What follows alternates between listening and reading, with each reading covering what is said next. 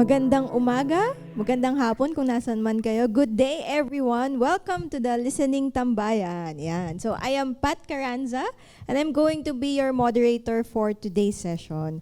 So ano ba yung Listening Tambayan? What is it? So the Listening Tambayan is a gathering of practitioners and audience for collective listening. It is under the Listening Biennial 2023, a string of endeavors where listening is in the core as a relational capacity, a philosophical and political proposition, a creative practice, and as a research framework, which, although initiated by individual scholars, artists, curators, is global in scope.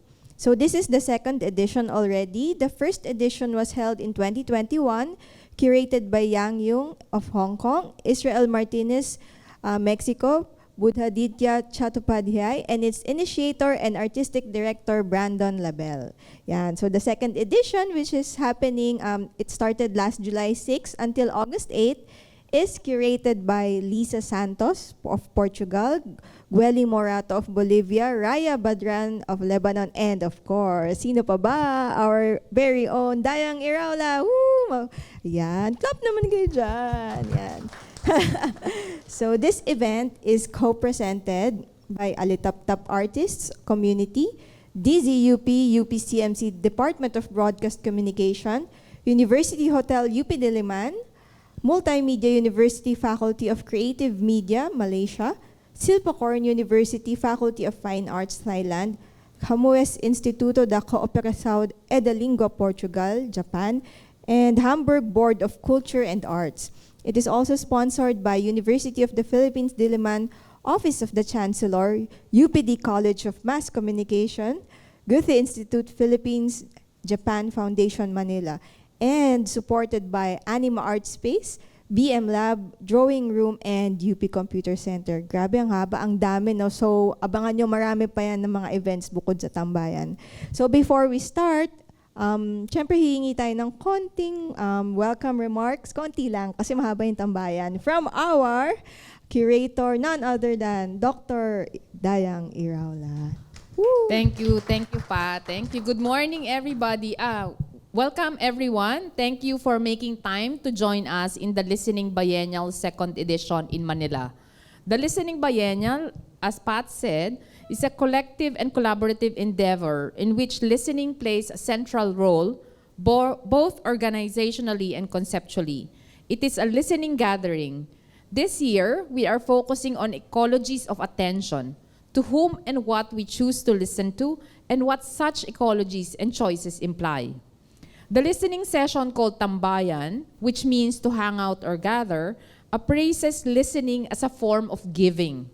And it is happening alongside with exhibitions, talks, performances, camps, and other activities in 20 other countries, happening almost simultaneously. Tambayan is organized by our partner radio station, DZUP 1602, led by Professor Ivy Claudio and Cheryl Martinez, moderated by Professor Ana Patricia Carranza. I hope you would join us all in all 6 episodes of the Tambayan. So on behalf of Brandon Labelle, founder and artistic director of the Listening Biennial, together with curators Luisa Santos, Gili Morato, Raya Badrian, and yours truly, good day to all and happy listening. So just a recap on the past events. Last July 6, the Listening Biennial 2023 launched its 2nd edition at the Tokyo Camoes Embassy of Portugal. And then last Saturday, July 8, we had the opening of the exhibit component at the PAROLA UP Fine Arts Gallery at the University of the Philippines, Diliman, Quezon City. So for today, the theme of today's episode, episode 1, is listening in to art in and with technology. Yan. Ang daming slash, no? So maraming klase ng listening, so makinig kayo. Ayan.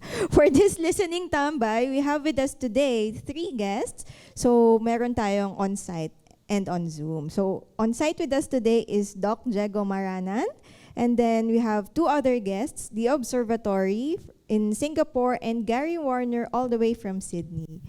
Yan. So before we start, this is a tambayan session. Welcome tambays. Woo, legit tambays. Yan. And this is not very formal, but here are some reminders before we start. So we have 3 guests, and then they have their listening playlists.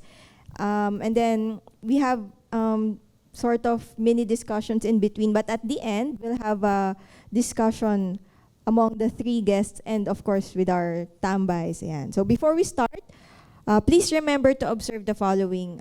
Keep your gadgets in silent mode. So if you can afford to turn them off, please do so. And then, talking is okay kasi nga tambayan siya, di ba? As long as it contributes to the soundscape productively. Ayan. So legit mag-usap, okay lang.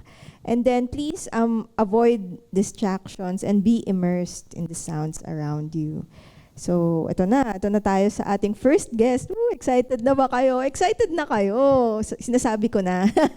Ayan. So, for our first guest, Doc Diego Maranan. Ayan, is a transdisciplinary artist, designer, and researcher who investigates how art science or sci-art practices can help us reimagine our relationship with the environment, with other people, and with ourselves.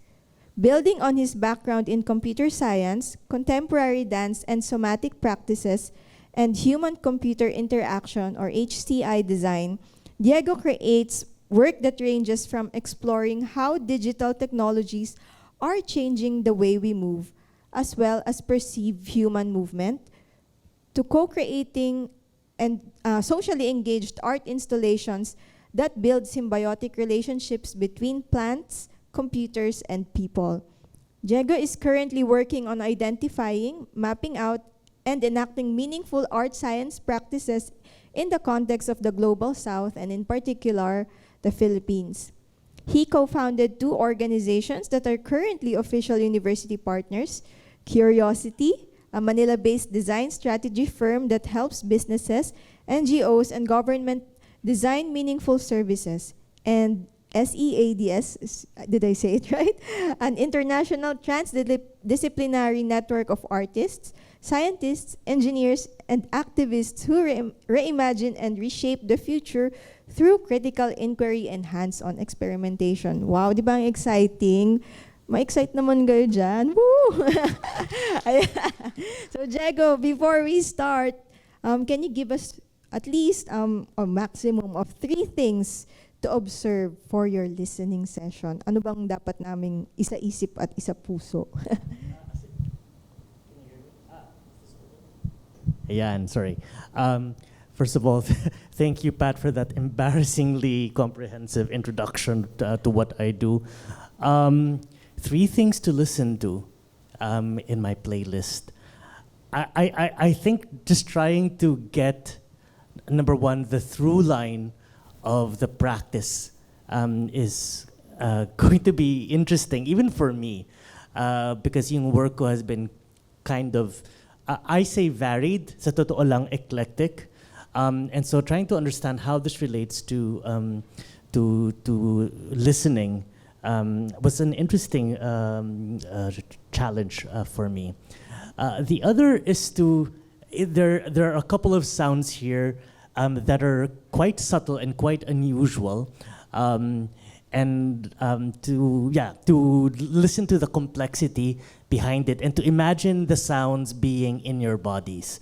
So my work, as you had mentioned, I have a background in dance, and so my work has tended to be embodied for the most part. And so trying to find yung relationship between dance and listening, or embodied work in listening, has been interesting. I can't think of a third thing right now, but hopefully in the course of this conversation, we'll figure it out together. All right. I think medyo ano na nga yan eh. Maraming isa sa isip, isa sa puso, at isa sa galaw. Remember guys, movement. Ayan. So for your listening playlist, can you do a bit of introduction and also the title of your playlist? Right, because I do have a title. I just realized.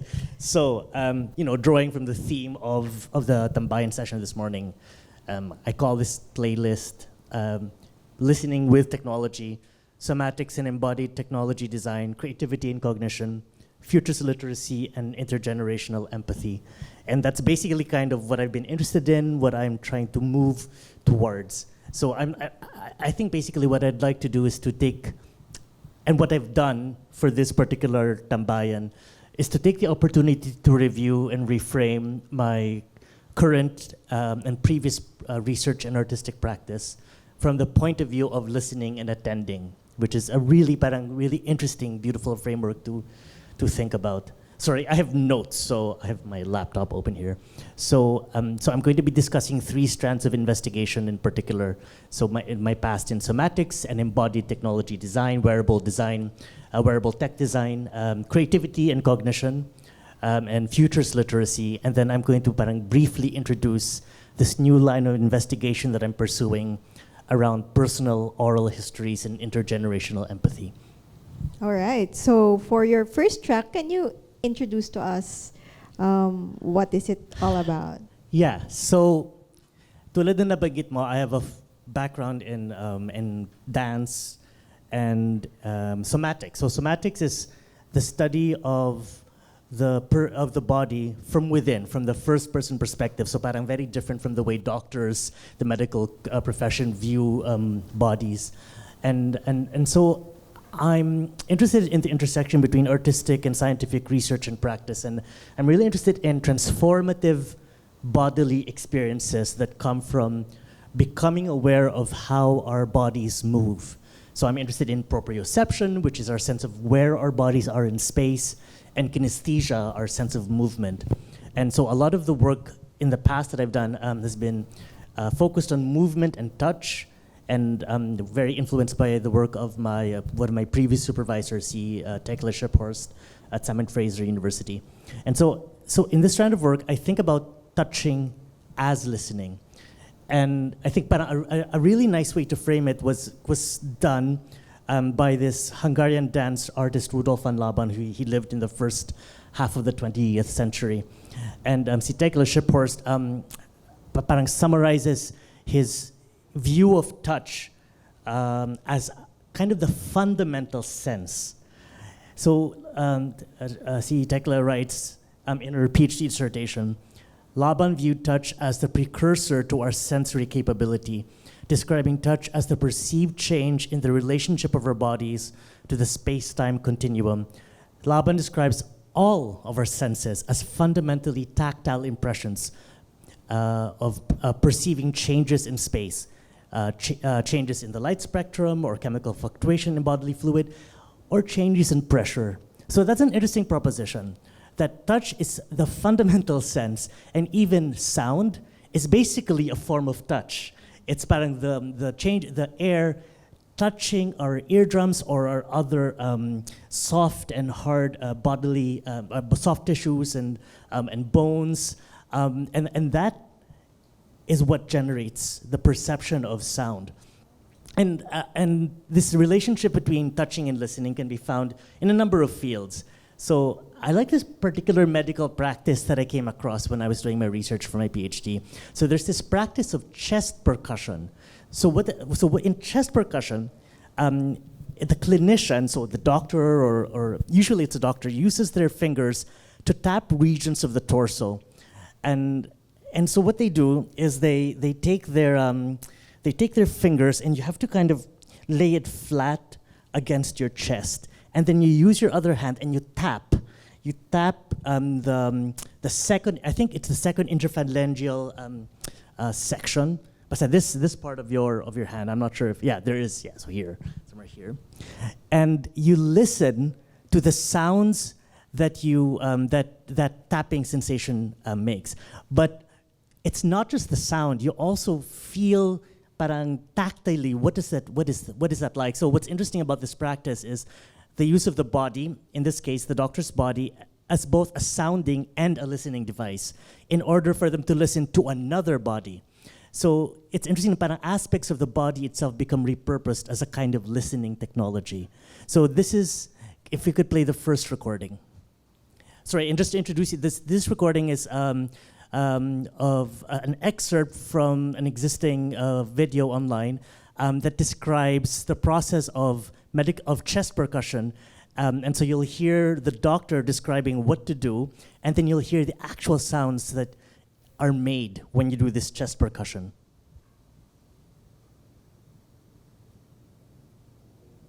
Fleximeter, and our other hand. But we've found that we percuss much better when our finger is the pleximeter and our other hand is the hammer. I know that there are many different ways to do this. I favor you're putting your hand firmly against the patient's chest, not keeping the other fingers up, because I think it's harder to form a good seal. So push the fingers in, seated nicely in the intercostal spaces, and you're trying to aim for the middle of this phalanx, and it's important to keep your fingernails short in order to percuss successfully. Your wrist must be loose, and if you get all these things going, you will have a nice percussion stroke that will serve you very well.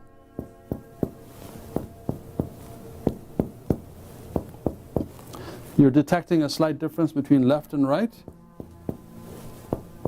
And that is quite normal. That is the area of superficial.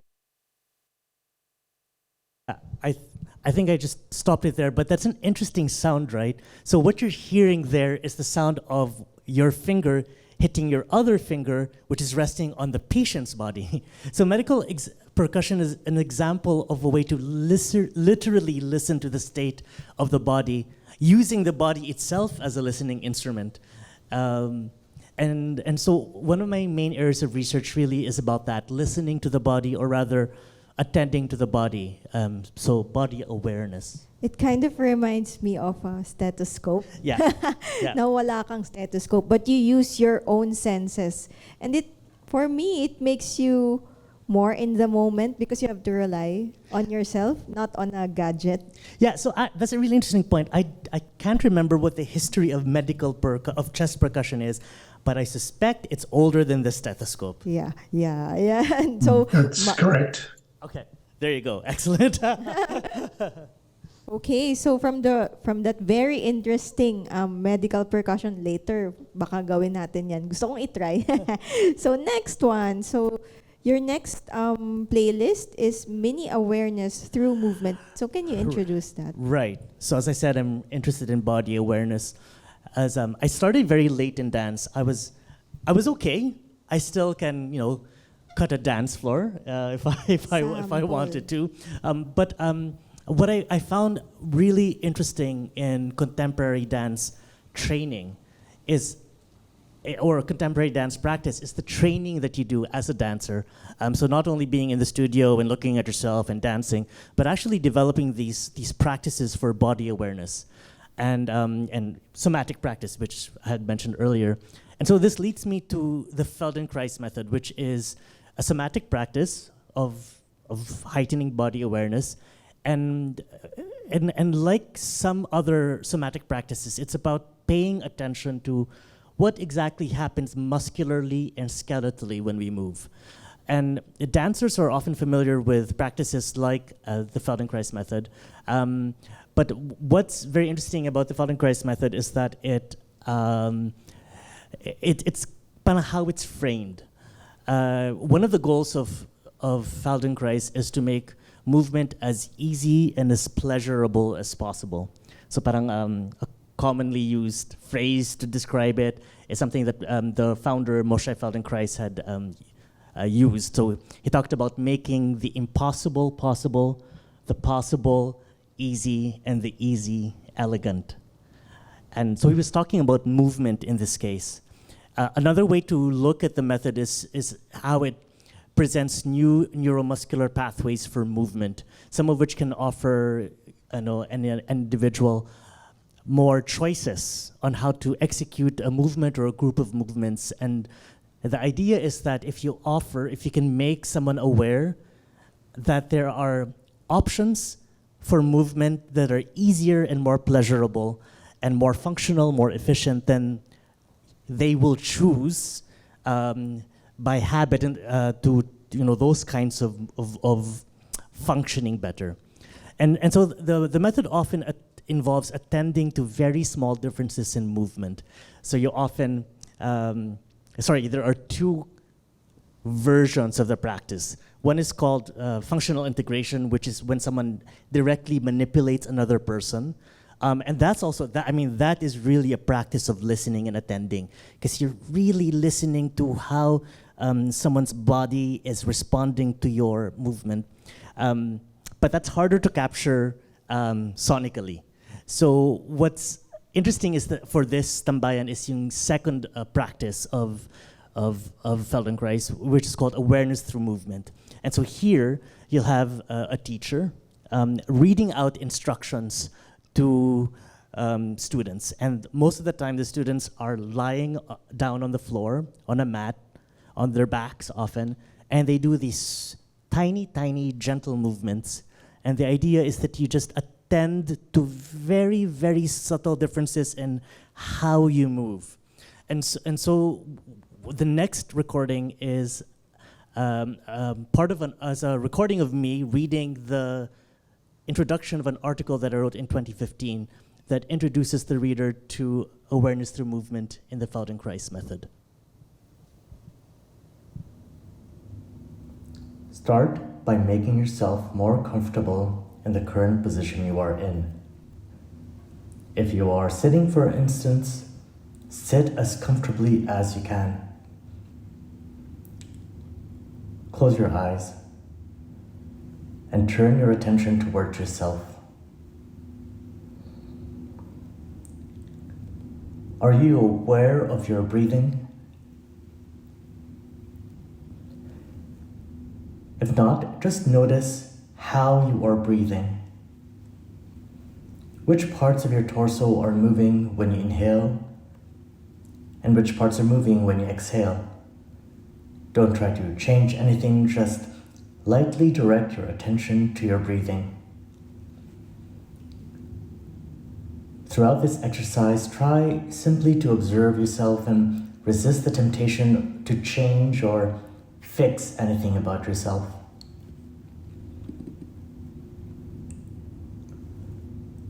Notice how your weight is being supported by the chair or the table or the ground or whatever surfaces you are in contact with at this moment. Which parts of you are in contact with these surfaces? For instance, maybe some part of the back of your thighs or your calves, your upper back. Are these in contact with the supporting surfaces?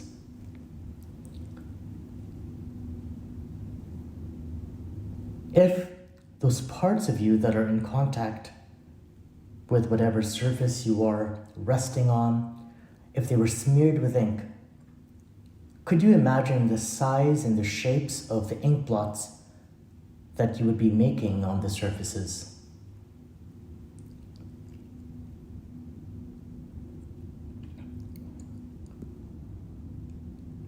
Pick one of your ears in your imagination and notice the space between the lower tip of that ear and the top of your shoulder on the same side. How far apart is your ear from your shoulder?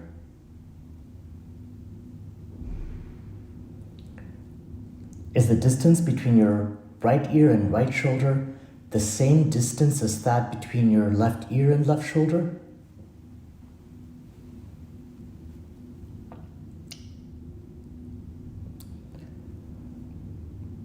Turn your attention to your pelvis. And if you're not very sure of where your pelvis is, we can locate a few bony landmarks that will help you maybe more clearly identify where that is. So take your hands, and still keeping your eyes closed, gently feel for those bony protrusions right above your waist, or rather right below your waist. And it's that part of you that sometimes might feel like it comes into contact with the ground if you're lying face down.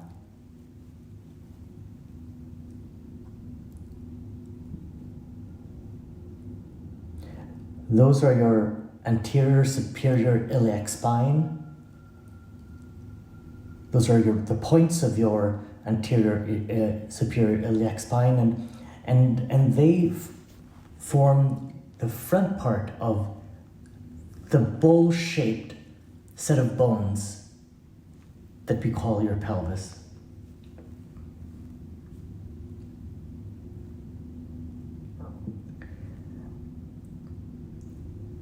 And now you can let your hands rest, return them to wherever they started from.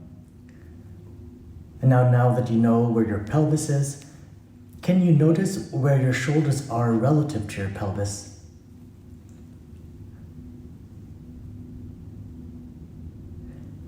And again, if you're looking for some landmarks by which to understand where your shoulders are, if you bend your elbows and touch your fingers to this bony protrusion near where your upper arm meets your upper shoulders,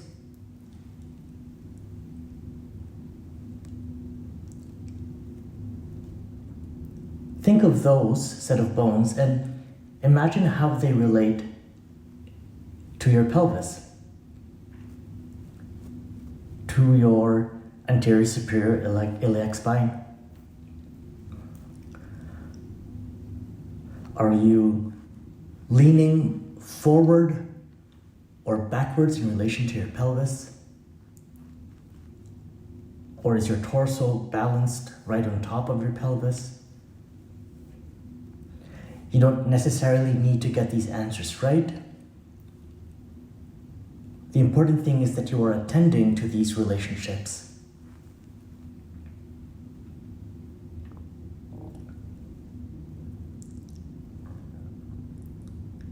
Now, notice your fingers. Rest your hands if they aren't resting yet. And notice, are they curved inwards towards your palm, or are they extended out flat? Are the fingers of one hand more curved than the other?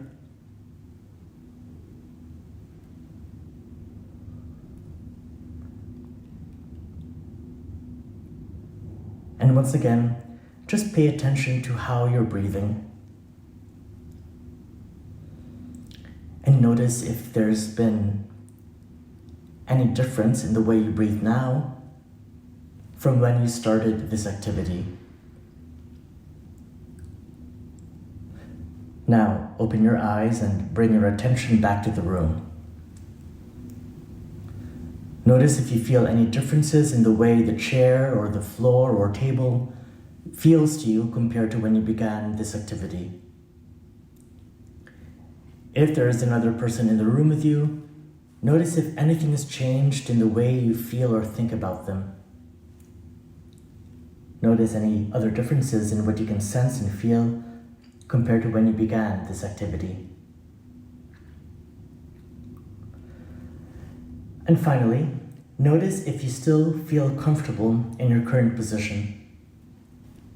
Remember that we started off with this action of trying to make yourself more comfortable in the current position that you are in.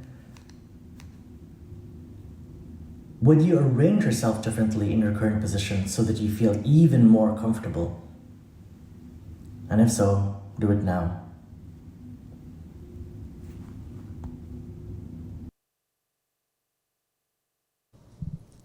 And I think that's it. Yeah. Sorry, it's hard to tell the sound of my own voice in the recording versus my own voice here. Yeah. So before you respond, just wanted to know parang 3 things, actually 4 things, but the 4th thing I'll reserve for later. So first is in this practice, there's a lot of listening, like literally listening to the teacher guide you through this practice. The second is, of course, the importance of listening to your own body. And in the method, we don't even call it, we never use the word body in your method. We always say, listening to yourself, feel your pelvis, yes, but we never say things like listen to your body, because you are your body, you have a body, you are your own body. So parang to say that, listen to your body, parang there's this sense of dissociating your body from your being. And third is this idea of, this is about getting to know yourself, attending to yourself, and it's not the same thing as changing yourself or correcting yourself or judging yourself. What do you think? Well, I just realized I wasn't in a good posture a while ago after the whole thing, because when the instruction said locate this and that, I was like, where's my pelvis? And then, ka-align ba siya? Parang hindi. So, yeah. So I you know what? I think I made a mistake there actually. So align kind of has this meron siyang judgment, right? So I should have probably used the word parang are your shoulders right on top of your pelvis? Pero kasi align suggests na okay, this is a more preferable position, which I did not intend to do. So that was a good mistake on my part. Yeah. Yeah, and so from being aware of ourselves, let's move on to the next one. Audio, no? So the fourth thing is that to note in that particular recording is awareness of your physical organization can often rely on attending to the relationship between your body, right now I'm going to call it your body, but yeah, your body, and its relationship to the environment, especially certain kinds of surfaces. And parang attending to how your back your back lies against the back of the chair or on the floor is really interesting. Because in the Feldenkrais method, we often use a flat, smooth, not too hard surface, and it has to be perfectly flat. Because what happens is when you're lying down on a perfectly horizontal surface, any changes, any differences in, say, the left and the right sides of your body can be attributed to the organization of your body, as opposed to something in the floor. If the floor was rough or parang tilted, then you're not quite sure whether what you're feeling is because of the unevenness or the non-horizontalness of the floor. But the moment the floor is perfectly horizontal, then you can see, okay, there's a difference between how I'm organized between my left and my right sides. And so you can learn something about yourself if you attend to how the environment responds to your presence. And so the next recording is, and I think I may have to pause, I have to stop the recording halfway through, just for in the interests of time. It's a recording of a recent Feldenkrais session that I conducted. By the way, a caveat, I'm not a certified Feldenkrais practitioner, but I did study it for 2 years as part of my PhD. So just a legal, just to cover myself legally. But anyway, so here in this recording, you'll hear me asking people to stand up and walk on the floor, to walk across the room, and to listen how their movement, how their footfall sound on the floor. And so sometimes in a Feldenkrais session, one of the ways now you'll realize that there has been, we don't say a change, we say there's been a difference in how someone is moving, is by the sound that their feet make on the floor. So let's play that track. Yeah. And if you could go for a tiny walk around this tiny space and just walk at a pace that you feel is comfortable. And notice how your walking is today. Notice how your feet are contacting the ground.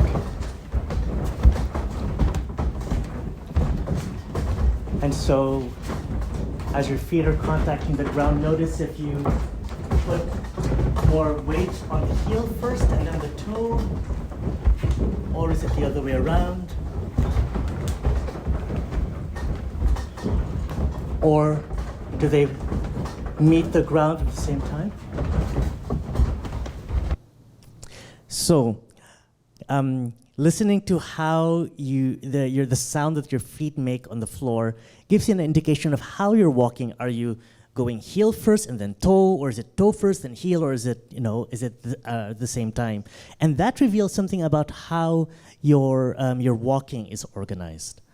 So I used the Feldenkrais method in my PhD, as I said. And so for my PhD, what I did was I designed a wearable piece of technology that uses vibrating motors, and it's called HAPLOS. The device is called HAPLOS, and if you can imagine it, you have 14 motors running down your back on either side, and so I adapted some of the principles from the Feldenkrais method. One of them is asking people to experience simple to complex movements, and then going back to the simple movements to experience how much easier they are. And then I translated that in this wearable technology where you have motors that play vibrotactile music, as it were, down your back, and they create really interesting sensations.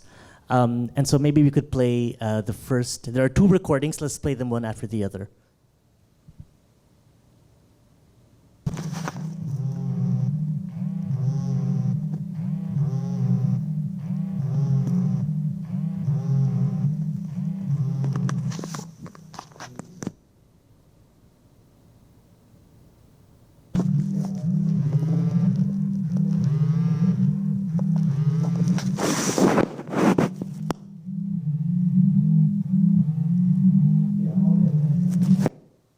So just try to imagine those as motors that are playing these patterns on your skin. And what's interesting about when you have these very small, precise motors contacting your skin and vibrating your skin, it's a really weird and pleasurable sensation. It's a bit like eating rose ice cream.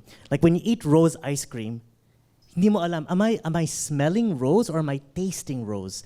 And it's a bit like that because the vibrations you perceive them via your ears, but also through your soft body's tissues. And so you kind of like hear them, feel them. So yeah, go on. Yeah, okay. So have you ever asked somebody who experienced the HAPLOS what it feels like? Or does it tell them like, oh, you should straighten your back because it sounds like this or it sounds like that? So, I've run experiments with this. I've run workshops with HAPLOS, but it's never meant to be a corrective. So none of this work is about parang making you sit up better or to sit up more straight or to improve your posture. This is really to make you more aware of how you are organized and to make you more aware of your own body. We don't have the time to talk about this, but I talk about how HAPLOS works in this way in other talks. So after that, after my work with HAPLOS, there was a lot of interest actually in the psychology profession. So actually, HAPLOS has been shown to decrease chocolate cravings in the lab because it's such a weird, pleasurable sensation. Where the publication is in progress. We're hoping to publish it in an appetite journal. But anyway, so we are now interested. And we were then interested, my collaborators and I was working with Aggie Haynes, who's a designer, Sean Clark, who is a composer, and we created this different versions of HAPLOS. So that includes feedback from your brain waves, in some cases, and sound. And these were parang large-scale experiences. So in one work called REMI, which we also did with Frank Lush, who is a computational neuroscientist. So what we did was we created this large-scale installation, para siyang capsule, and you lie down in this capsule, and there are 200 motors that you lie down on, and then we surround you with this wall of binaural sound. And so what's interesting about binaural beats specifically, the evidence seems to suggest that binaural beats can affect long-term memory, can induce a meditative state. It doesn't enhance certain EEG signals, and it doesn't seem to affect emotional arousal. but it seems to parang create a very interesting effect in your brain. And so imagine yourself lying in this parang big capsule, and then you have 200 motors that are vibrating you in very specific patterns that we designed. And so this is what you'll hear in the next recording.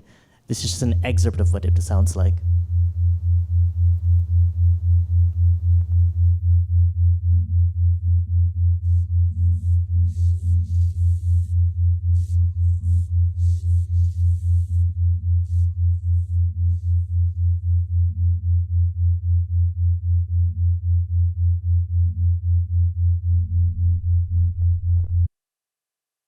So, that parang wraps up most of this playlist, which is about somatics, embodied technology, embodied knowledge, and listening and sound.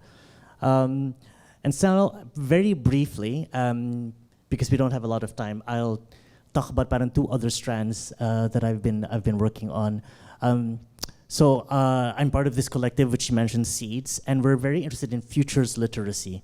And so I just recently completed a residency in Luxembourg where I worked with Fred Sena, who was a Brazilian engineer, and we built a sculpture that allows you to literally touch deep time. And by deep time is the term that we use to talk about very long stretches of history, thousands or millions of years. This is part of this general category of works, durational works. So, for example, John Cage has this very famous piece, Organ, which will take 639 years to perform. And then Jem Finer created Long Player, which is designed to continue for 1,000 years. And we'll just very quickly play an excerpt of Jem Finer's Long Player here.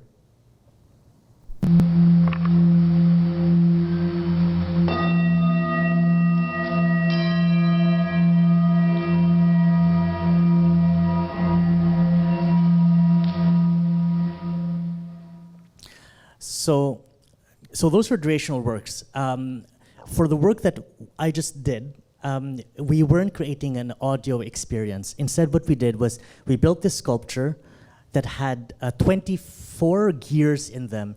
And these gears would be rotating at different speeds. So there's one gear that would rotate once every 5 seconds, and then one gear that would rotate once every 1.2 years. So by the time this gear rotates completely, we would have a new president's United States. So you'd either be relieved or terrified. And then it goes on, but there's a gear that turns every 34 years. And by that time, there'll be a whole new generation of people born. And then finally, there's a gear that turns once every 21,465 years. And the idea is that you can actually touch these gears. You can literally hold on to these gears. And in that way, parang, the idea is conceptually, you can commune with your body to deep time. So the next recording is just what the gears sound like.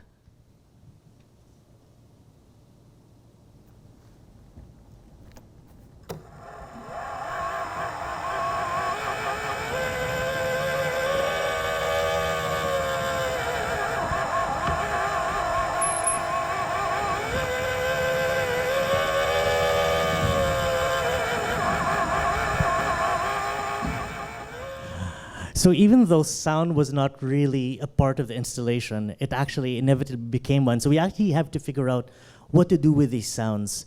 But this idea of how do we attend to the invisible, to the imperceptible, how do we attend to the very small or to the very large?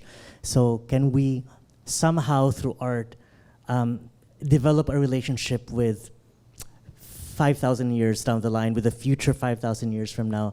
And why is it important to do that? Because there will still probably, hopefully, people and living beings still alive, and they will far outnumber us.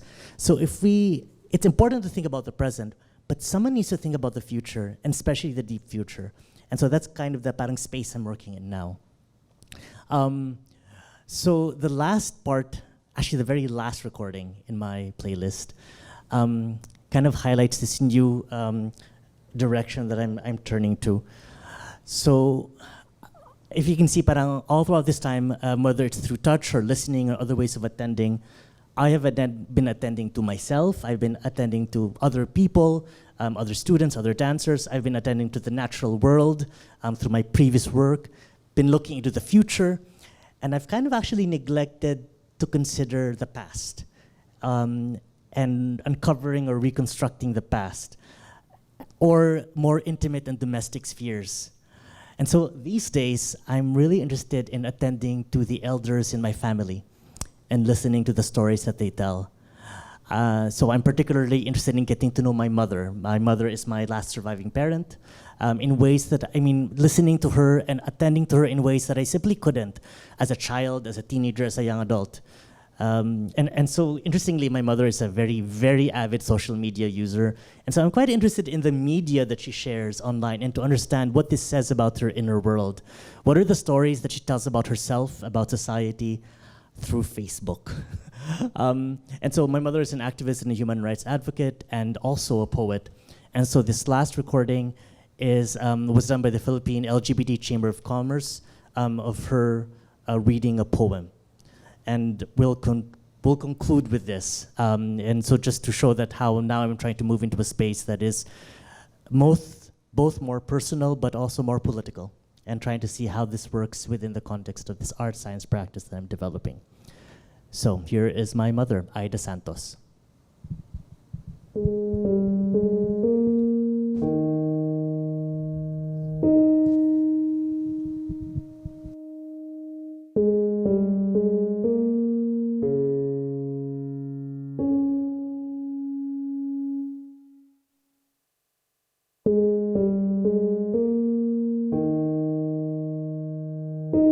If we must say goodbye, it should be like a kiss, gentle and warm, passionate but not pained.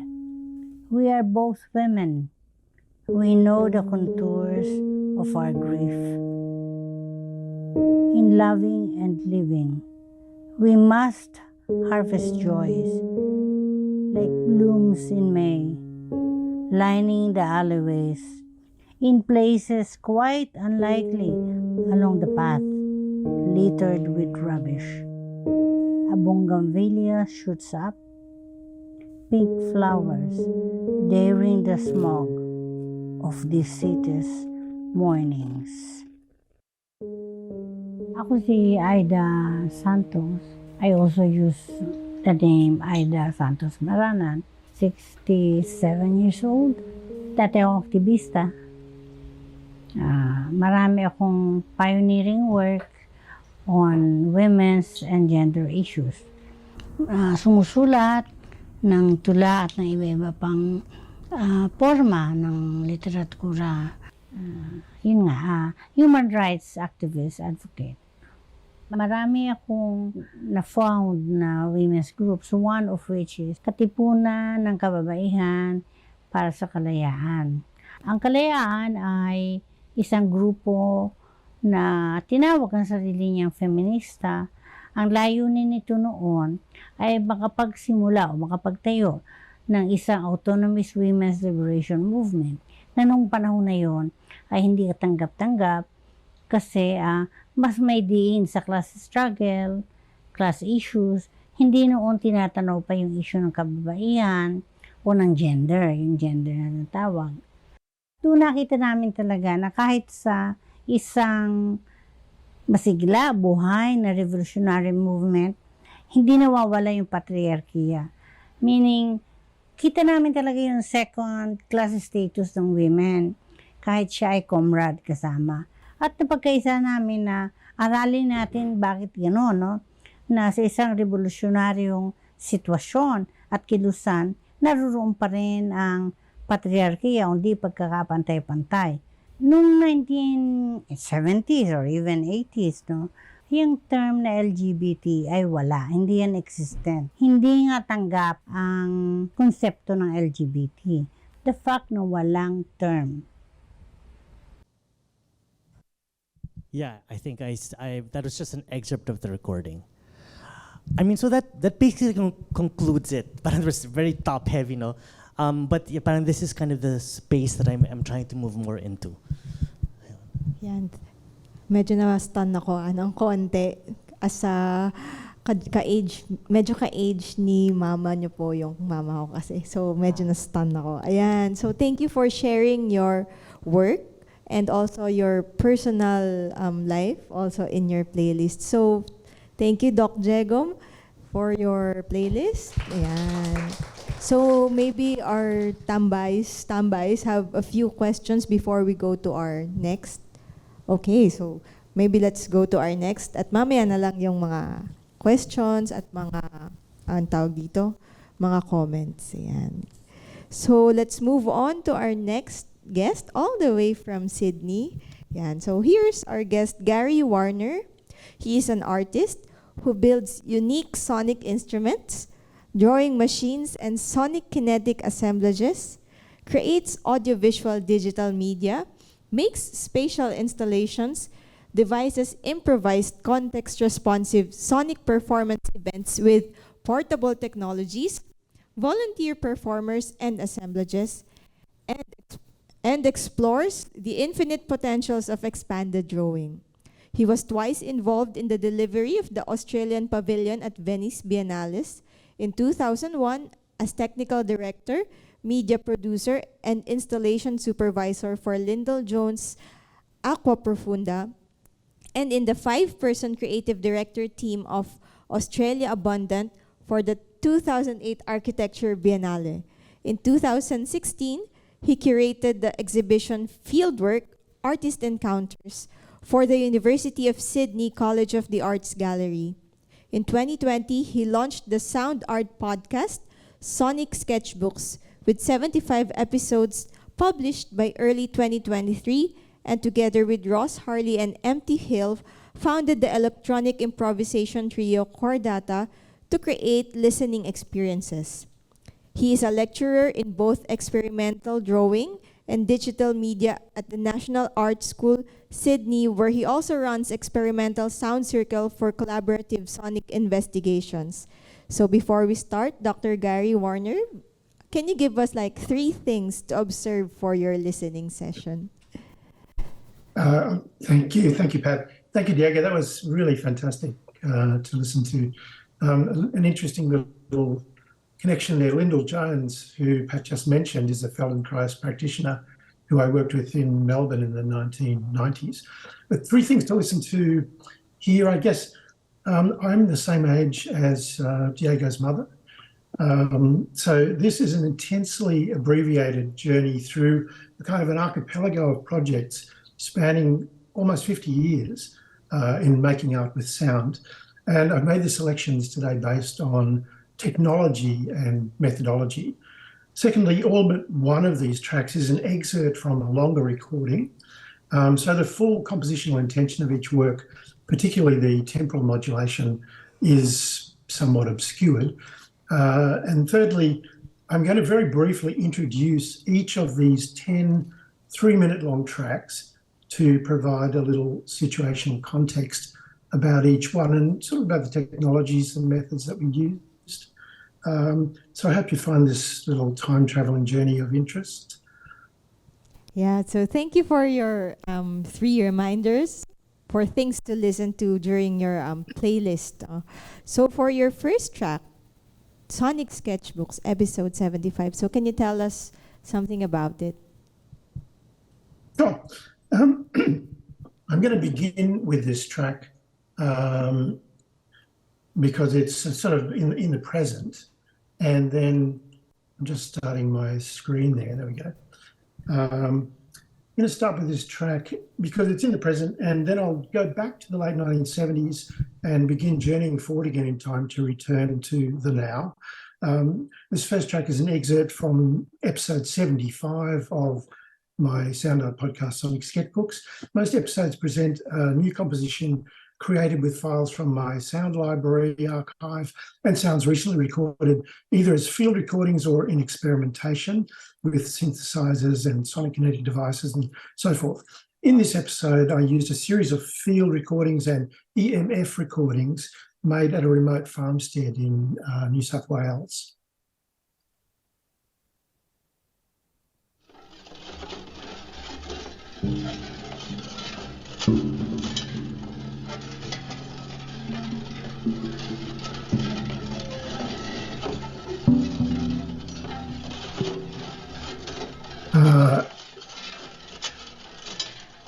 That's actually the wrong recording, I think.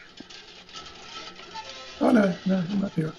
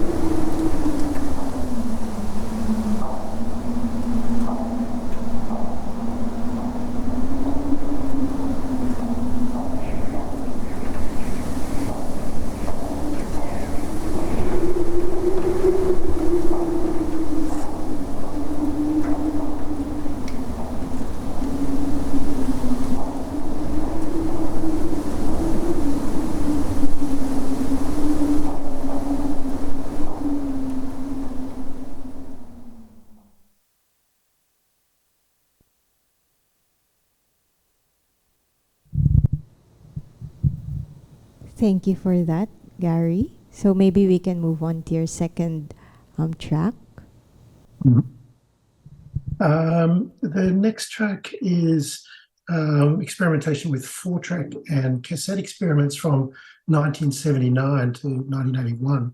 I had a TIAC 4-track reel-to-reel recorder and a Marantz 2-speed cassette recorder, magnetic tape recorders, and was influenced by the ideas of John Cage, the art of Brian Geisen, and the writing of William Burroughs, amongst many others, of course. And we experimented a lot in this house. It was a share house that I was living in with musicians and artists of the underground punk scene in Brisbane. And for this track, I taped the sound of an art documentary from television onto cassette, set up 2 microphones into the 4-track recorder, and a friend played his guitar compositions. He played in a punk band, but he also made these lovely, very lyrical guitar compositions. And I switched the play and stop buttons on the cassette recorder to capture the spoken word phrases from television of Jackson Pollock in time with his music.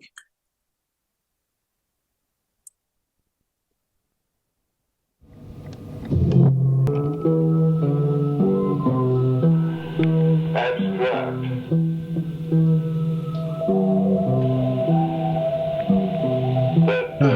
No one knew what this object was, or it had been so mangled that you couldn't recognize it anymore, or something so obvious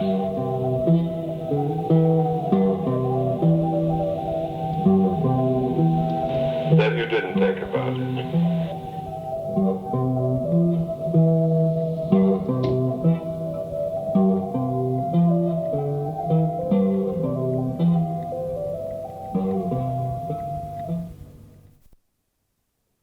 Actually, that was Robert Rashberg.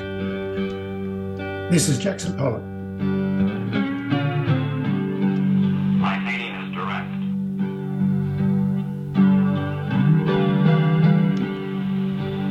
I usually paint on the floor. I enjoy working on a large canvas. I feel more at home, more at ease in a big area. Having the canvas on the floor, I feel nearer, more a part of the painting.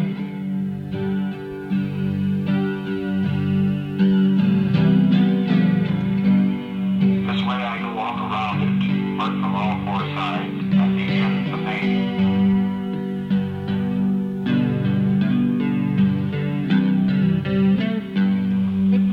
Similar to the Indian sand fingers of the West. Sometimes I use a brush, but often prefer using a stick. Sometimes I pour the paint straight out of the can. I like to use a dripping, fluid paint. A method of painting is the natural growth out of a need. I want to express my feelings rather than illustrate them.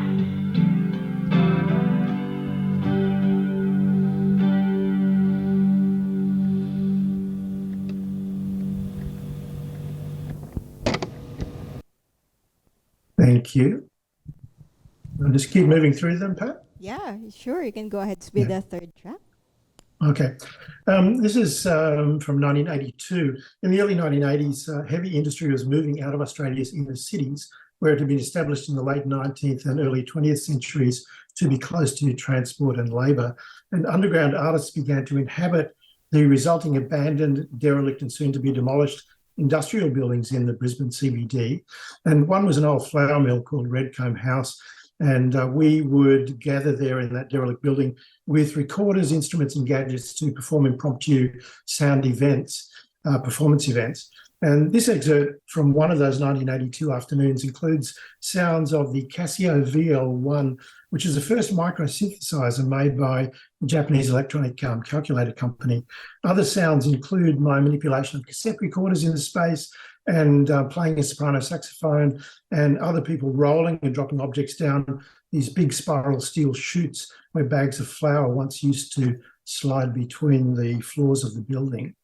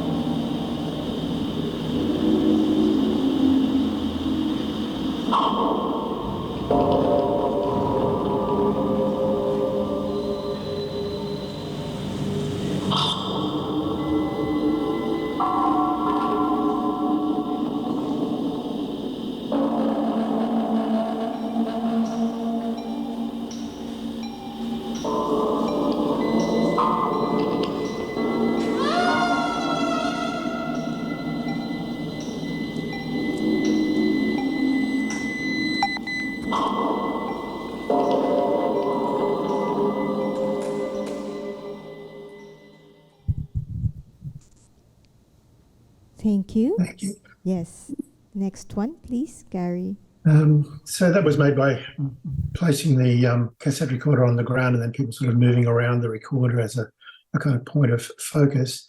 The next piece is from 1987. For many years in the 1980s and early 90s, I was an organising member of the Sydney Super 8 Film Group, which was an artist collective that curated an annual festival of artist-made films and other events and publications.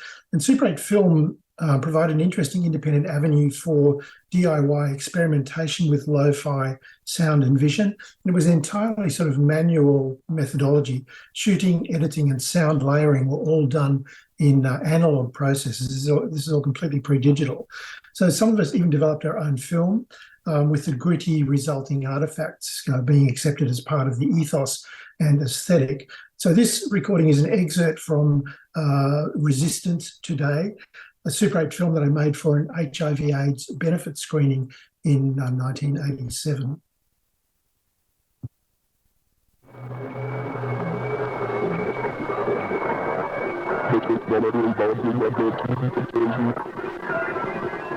No, the technological boundary and the TV makes distance and time disappear. Slow mixing word, the waves invite us to notice mix remember. To go to attraction fever. Go micro dispenser.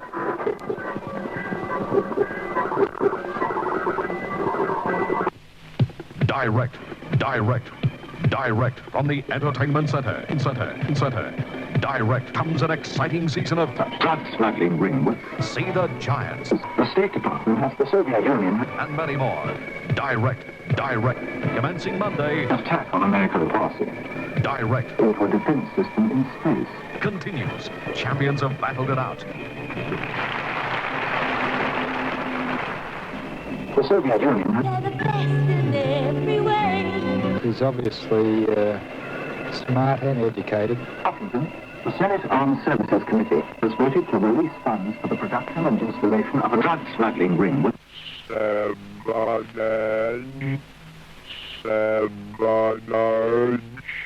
Take an ordinary object, and suddenly it is a stranger to the world.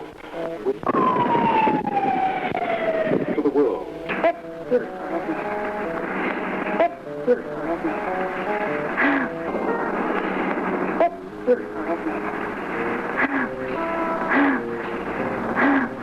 It is lovely.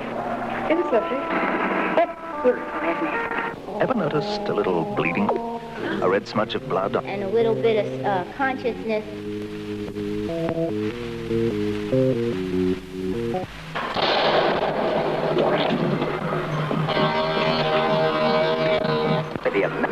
The attempt to destroy the American attempt to destroy the... What's going on here? The American way, the American way, the American way,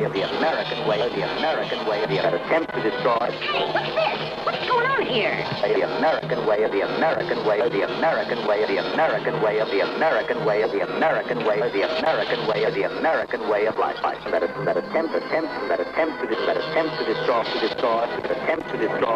to destroy. Who are the apostles of a system that attempts to destroy the American way, the American way of the American way of life.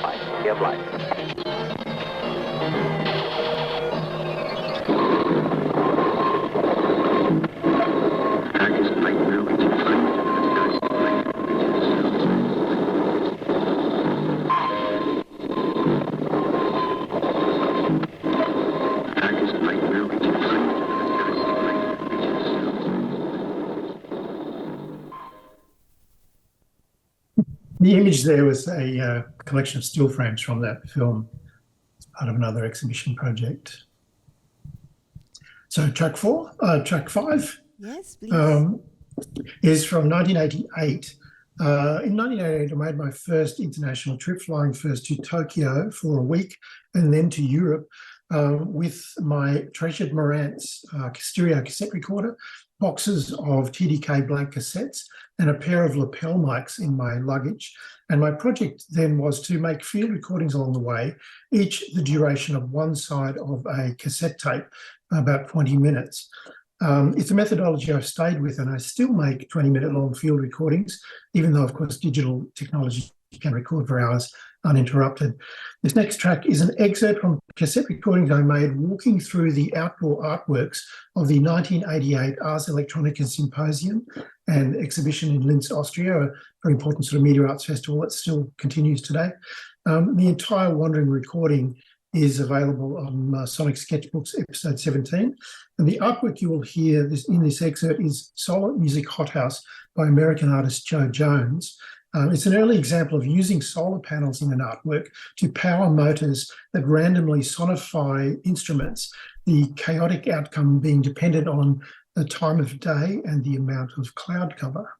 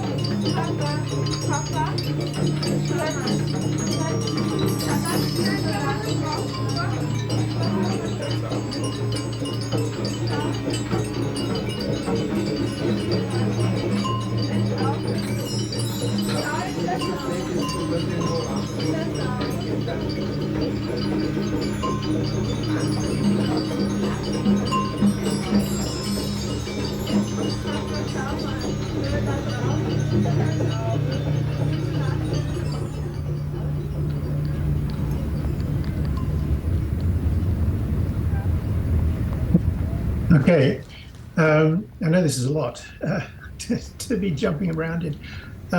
Yes, Gary. Diego has a question here about Ars Electronica. My mic on? Oh, hi, Gary. Just a quick question. So that last recording, was that all sampled via video? It was analog sampled, right? And was recorded on cassette? Is that right? It was recorded on cassette. It was a real-time recording. Oh, it was a real-time recording of... Yes, it was a documentation of walking up to that little hothouse with the instruments inside, then walking inside, standing there for a little while, and then moving around and then walking out again. So that was part of a 20-minute real-time recording, walking around all of these kind of sonic installations that were part of Ars Electronica 1988. Yeah. Got it, okay. All right, so next one, let's move to Thanks, Diego. track 6. Yes, thank you for answering, Gary. Now let's go to track 6. Okay, track 6 is from 2010. This is jumping a couple of decades forward now to 2010 across a lot of different projects, some large-scale projects such as the Third International Symposium on Electronic Art, of which I was the coordinating chair and co-curator here in Sydney. But skipping over all of that and work with transitional technologies of DAT and CD, this next track is an excerpt from a soundscape I was commissioned to make by the director of the Art Gallery of New South Wales for a summer blockbuster of the Chinese terracotta warrior figures. I invited a colleague, the musician Ian Hamilton, to work with me to create musical drones derived from recordings of ancient Chinese bells and Taoist rituals. And I employed a China-based film crew to gather field recordings around the city of Xi'an, where the entombed warriors were discovered. And I made this into a series of shorter tracks. And the two suites of these files, the drones and the field recordings, played in random combinations on separate sound systems in the low light main gallery where the actual terracotta figures were displayed. And I created the playback system, did the sound design, and made the video works for this exhibition, which was also shown in Minneapolis in the USA in 2013 and in Aotearoa, New Zealand in 2018.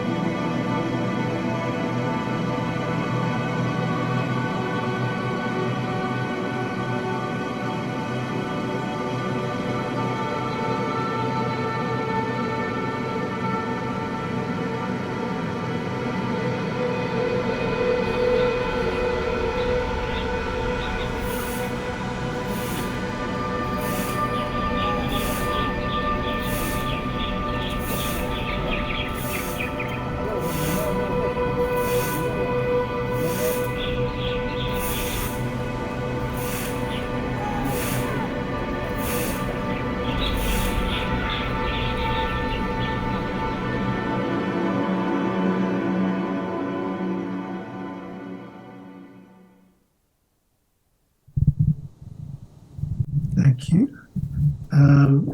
This next track, track 7, is from 2016, and this is an excerpt of documentation recorded live in an installation titled A Quivering Marginalia that I co-created with artist and friend Professor John McCormack, who's the director of the innovative SensiLab project at Melbourne's Monash University. Visitors entered a custom-built 4.5 metre wide timber and shoji paper geodesic dome fitted with 16 speakers at the vertices of the framework struts, and they could sit on a 5-sided bench in the middle of the dome to listen to the work. I created a library of hundreds of short spoken word audio files derived from online field recordings made since the advent of magnetic tape by biological scientists, mostly ornithologists. And the digital audio files, we tagged them to create type clusters such as date, location, poetic utterance, species ID, and so on. John wrote a software controller for randomized selection of the files, which were then sent to any of the 16 speakers inside the dome. And the sound system was entirely customized based on the Raspberry Pi computer, and the speaker housings were designed and 3D printed by John's SensiLab team.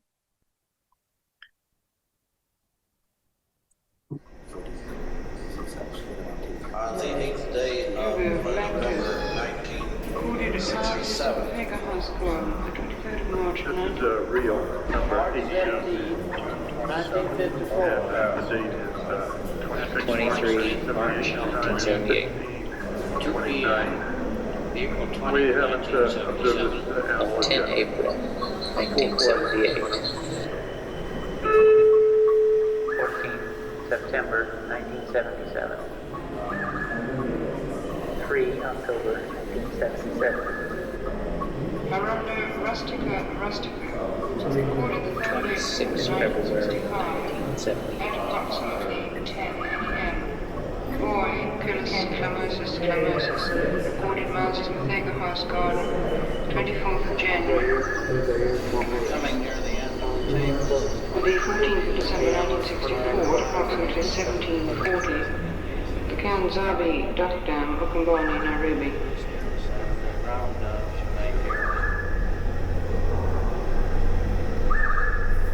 Clutchie Creek, Cooperação County, Oregon, June 15, 1976. Maratha Africana, Ati, recorded at Lake Nakuru. Maratha Africana, Ati, recorded the 16th of April 1965 at the northeast end of the Embukazi International Airport, Nairobi, at approximately 17:30.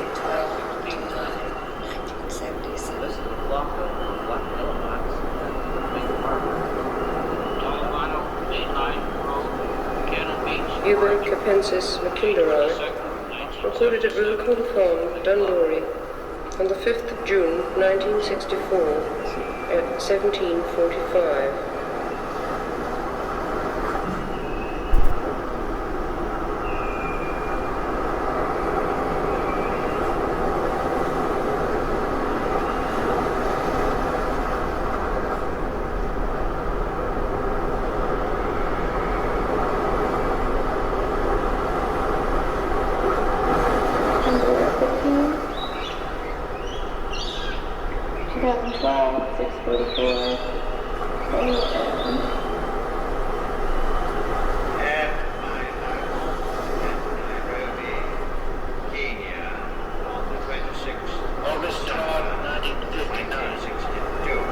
This is the 10th of June, 1 a.m. Atlantic Daylight Time.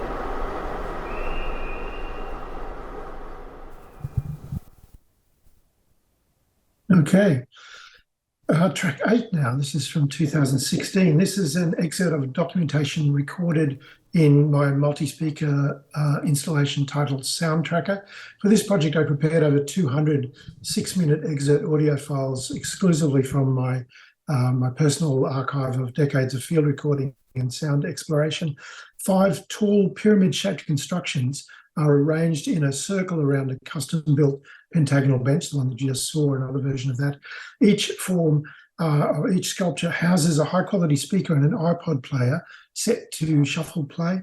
And this strategy means that the sonic composition is infinitely variable and can never repeat the same combination of sounds emanating from the 5 sources ever. So it's about being in that moment of sound composition. of randomized sound composition. To enhance the sensory attention to listening, the installation is presented in a very dark space, lit only by a circle of shoji paper over a window and another directly above the seat. The inspiration for this setting was Japanese writer Junichiro Tanazaki's evocative 1933 essay In Praise of Shadows.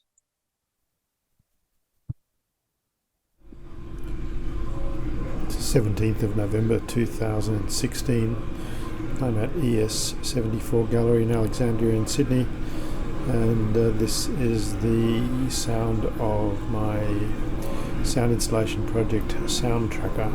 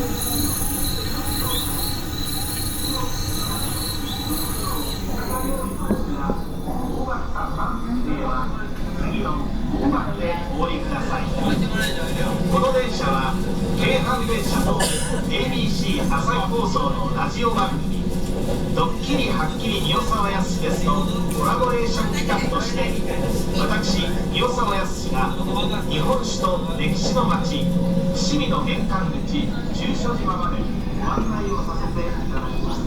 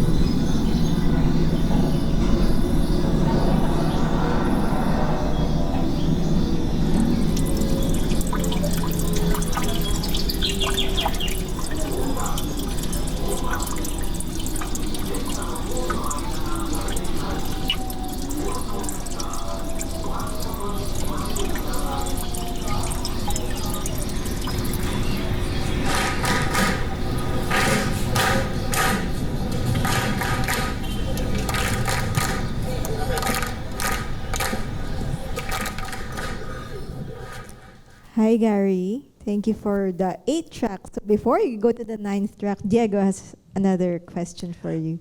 Hey, Gary. So, yeah, just 2 questions about the past 2 tracks.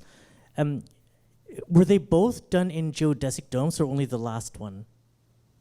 The first one, where you actually saw the geodesic dome, that was in a geodesic dome, but the second one was just in a very, very dark gallery space that had been painted completely black. And the gallery space was in a big industrial building, and so it was kind of like a mezzanine, and I could take a panel out of the ceiling and get access to daylight above. So the light that you see coming in, or that you saw coming in that little circle, was actually daylight through Japanese shoji paper. Got it. And my last question for now is how were the sounds triggered? Were they triggered by the audience interaction, or? No, that was possible, but in the first one, inside the white dome, it was just a software system that had been written to randomly select files and replay them. And then once a file had been replayed, it got sent down the list and wouldn't be replayed again for a certain amount of time. Right, okay. The second one was just iPod players on shuffle play Okay. inside, and so they're just continually changing. Yeah. Okay. I've done other works with that are interactively responsive. No, but it's interesting that they're both. It is still about randomness and right in that, and because the first one it was randomly generated. Second one is shuffle play is a kind of randomness as well, right? Yeah, I was infected with the John Cage virus at a very young age. So. Okay, great, thanks. Okay, this next one is a project that started in 2015. It's ongoing, and a range of other projects as well. One called Spatial Pleximetries, which I haven't got in here, which is about knocking on objects. But this is called the Aleatoric Ensemble. It's an ongoing project involving continuous experimentation with modified turntables fitted with combinations of vessels, usually post-consumer waste such as tins, plastic containers, plastic bowls and things like this. And each of them has objects inside, or drop objects inside them, such as marbles, table tennis balls, bottle caps, anything that will sonify. And these mutable assemblages are a form of sonic kinetic looping analog sequencer. And I make recordings with them, performances, workshops, and installations. And this track is just a demonstration of 6 recent types, a little 15-second recording of the device itself, followed by, in each instance, a slowed version of that same recording.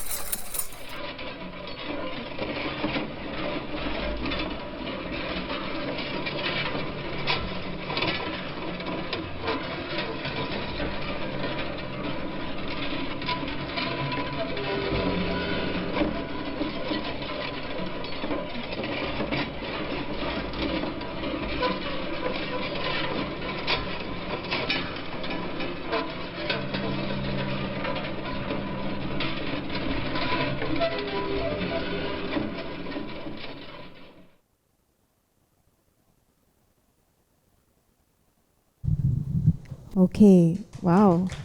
Applause from the audience. Thank you. Pat, I see that I'm probably out of time, so do you want me to play this last Yeah, track the or last shall we one. move on? Yes, this is the last one. Play the last one? Okay. So this is the final track.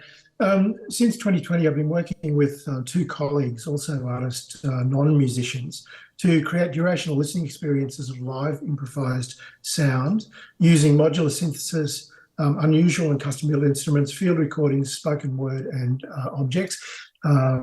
And we call our trio chordata, which in English is a word sound with multiple semantic potentials.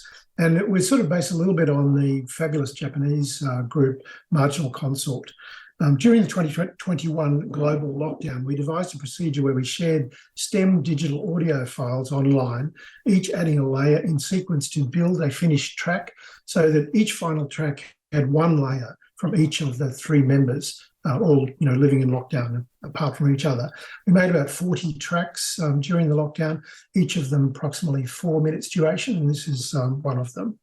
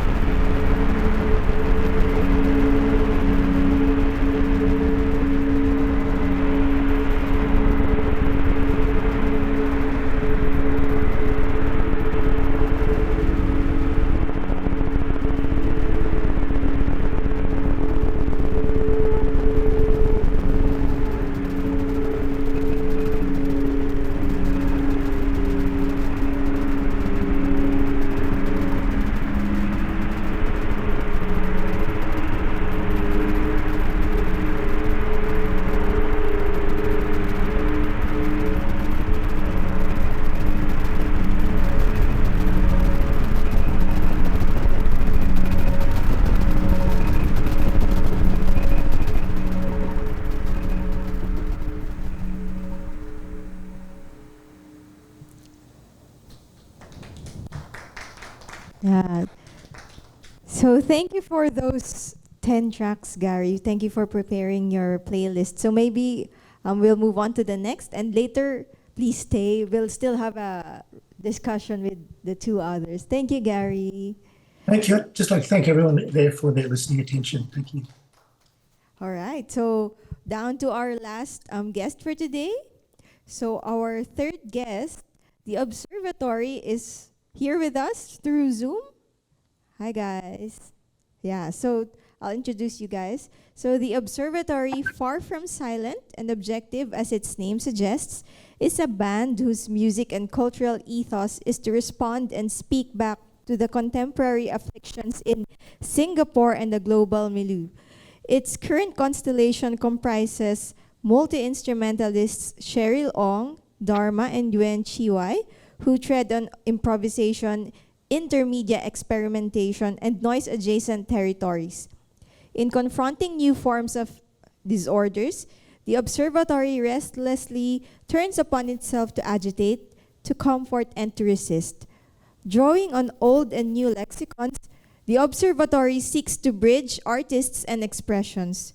2 decades on, the band's polymath practice encompasses music and performance, in-person festivals and online radio shows, touring gigs, and interdisciplinary exhibitions. So representing the Observatory is Dharma. Hi, Dharma. Hello. Oh, yeah. So before we begin the listening session, so is there something you would want us to take into consideration, like 3 things?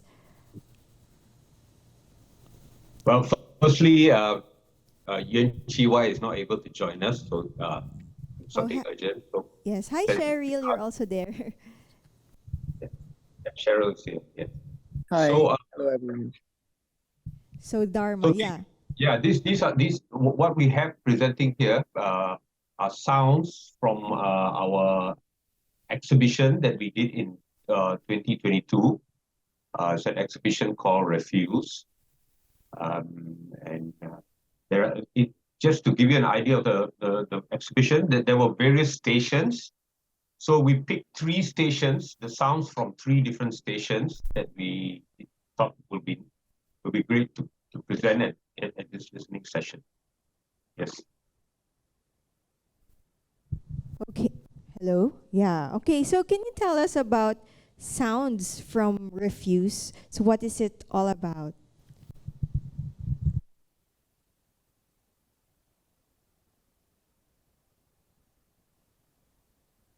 Yeah, so maybe just to give a brief introduction of Refuse. Refuse was a project that was commissioned by the Singapore Art Museum, and it was more of an intermediate that kind of, because the observatory kind of turned 20 during that time, and instead of doing like sort of a retrospective, we thought of creating something new. So at that point of time, we had an interest in fungi, and we thought it would be interesting to explore ideas regarding mycelial networks, and to explore ideas of decomposition and composition. So after 20 years of composing music, we kind of had the idea of using natural material to decompose music and to create new sounds. So, and also based on the idea of mycelial networks, we explored communities that surrounded the observatory for the past 20 years, as well as the underground and the whole Singapore music scene. Yeah, so for this presentation, we, as Dharma mentioned, we kind of took sounds and recordings from some of the stations. Okay, thank you for the introduction of Refuse. So let's go to track 1. So can you introduce to us Sporulation? Okay, track 1. Track 1 is something that we work titled Time Lapse. And it's, yeah, of course, it's part of the exhibition. What we did here is we worked with a videographer shoot multiple time-lapse videos of fruiting and wilting bioluminescent mushrooms, as well as sprouting oyster mushrooms. With these moving images, we then map the various visual movements and activities of the mushroom to trigger sound samples. So that's what you're going to hear on this track. Thank you for that. So here's track 1.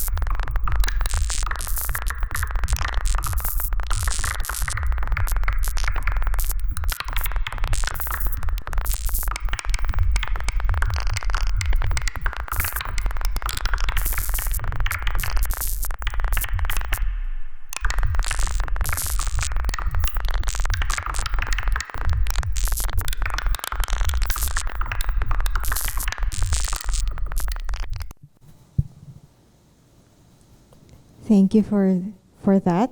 Okay.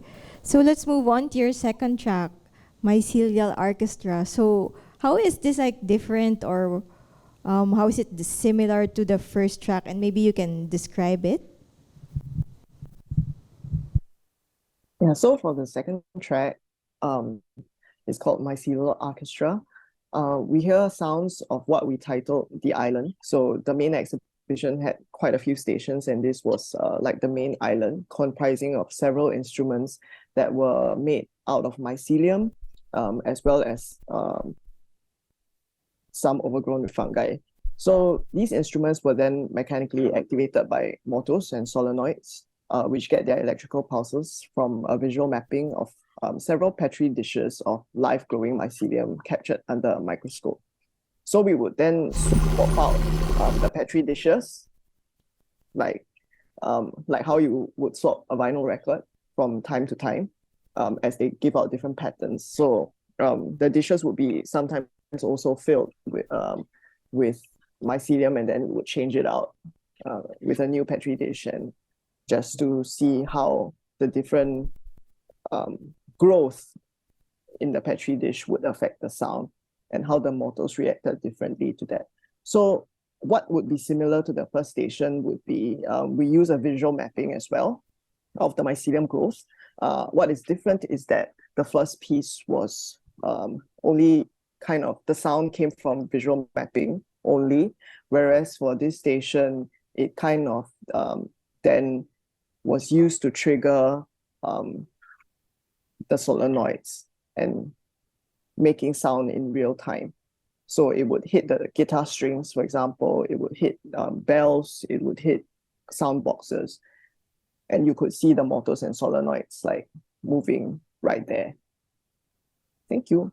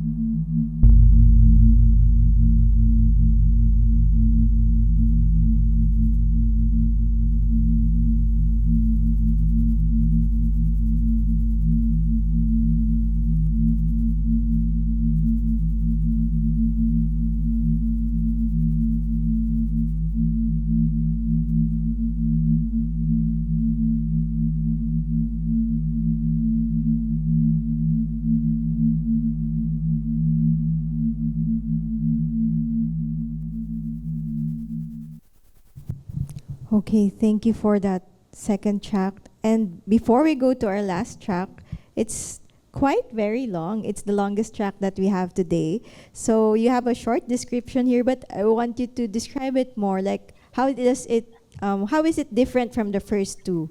Obs collage, Ganoderma intervention. Okay. This third track is the most musical track we have here, because the original sound source for this station is actually the 20 plus year old discography of the Ops, all of the albums from day one to currently.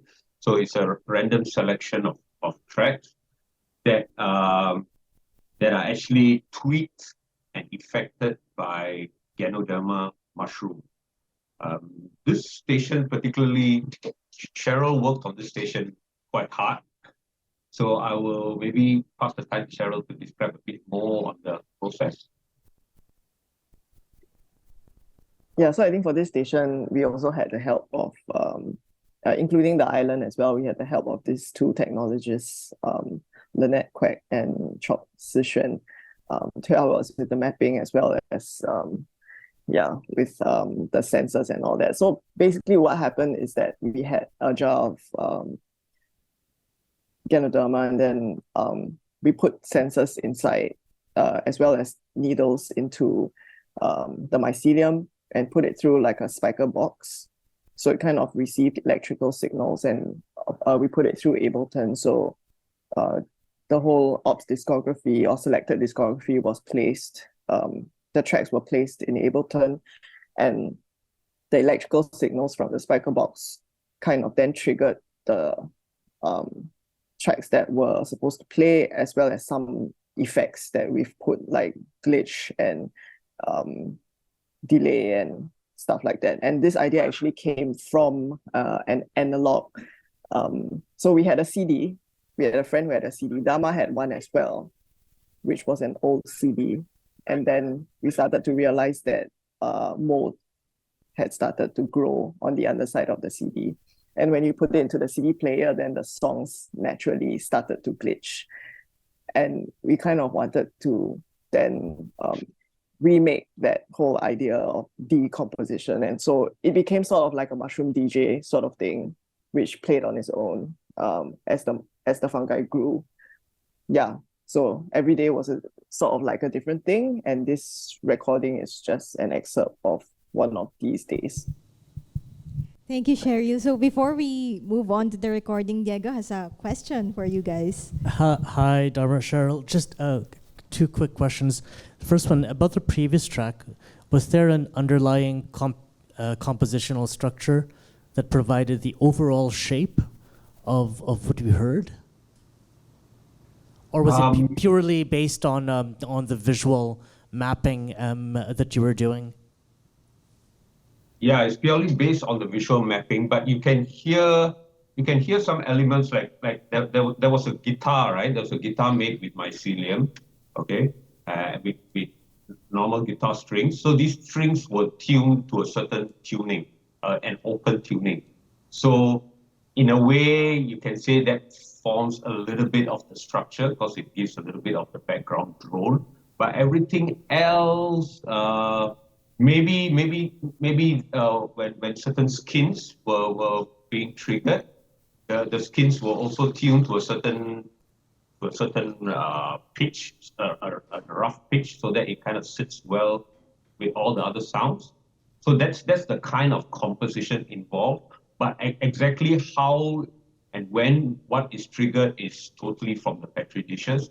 And every other day that you walk into the exhibition, this sound will be totally different. Sometimes there's no sound at all.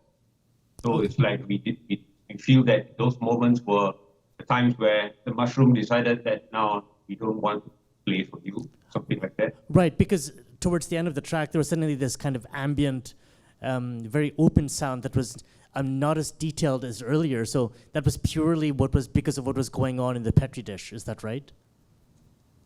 Cheryl? Yeah, to add on to that, we actually had like some background drone sounds as well in the whole exhibition space. So what you heard at the end, that was more of those things. But the guitar strings, as well as the sound of the bell, the attack on the box, all those were triggered by the visual elements. And yeah, as Dharma mentioned, why we call this like sort of a human fungi collaboration is also because instead of, we always collaborate with human musicians, and this is kind of like the first time that we have delved into collaborating with a non-human component. And so the fungi acted as sort of like a musician for us. So for us, we had to also sort of kind of dictate where to place the instruments, what kind of sounds that came out of it and all of that. But in terms of the timing and how they play, that was really up to the visual mapping. Right. Yeah. Sorry, and my last question is for the piece we're about to hear. What sensors did you put in the system? So we had a couple of, we had some silver needles, which then just picked up electrical current. And then we also had some carbon dioxide sensors inside, so it could read the different levels. Yeah. Okay, great, thanks. No problem. So here's the third track. Observatory.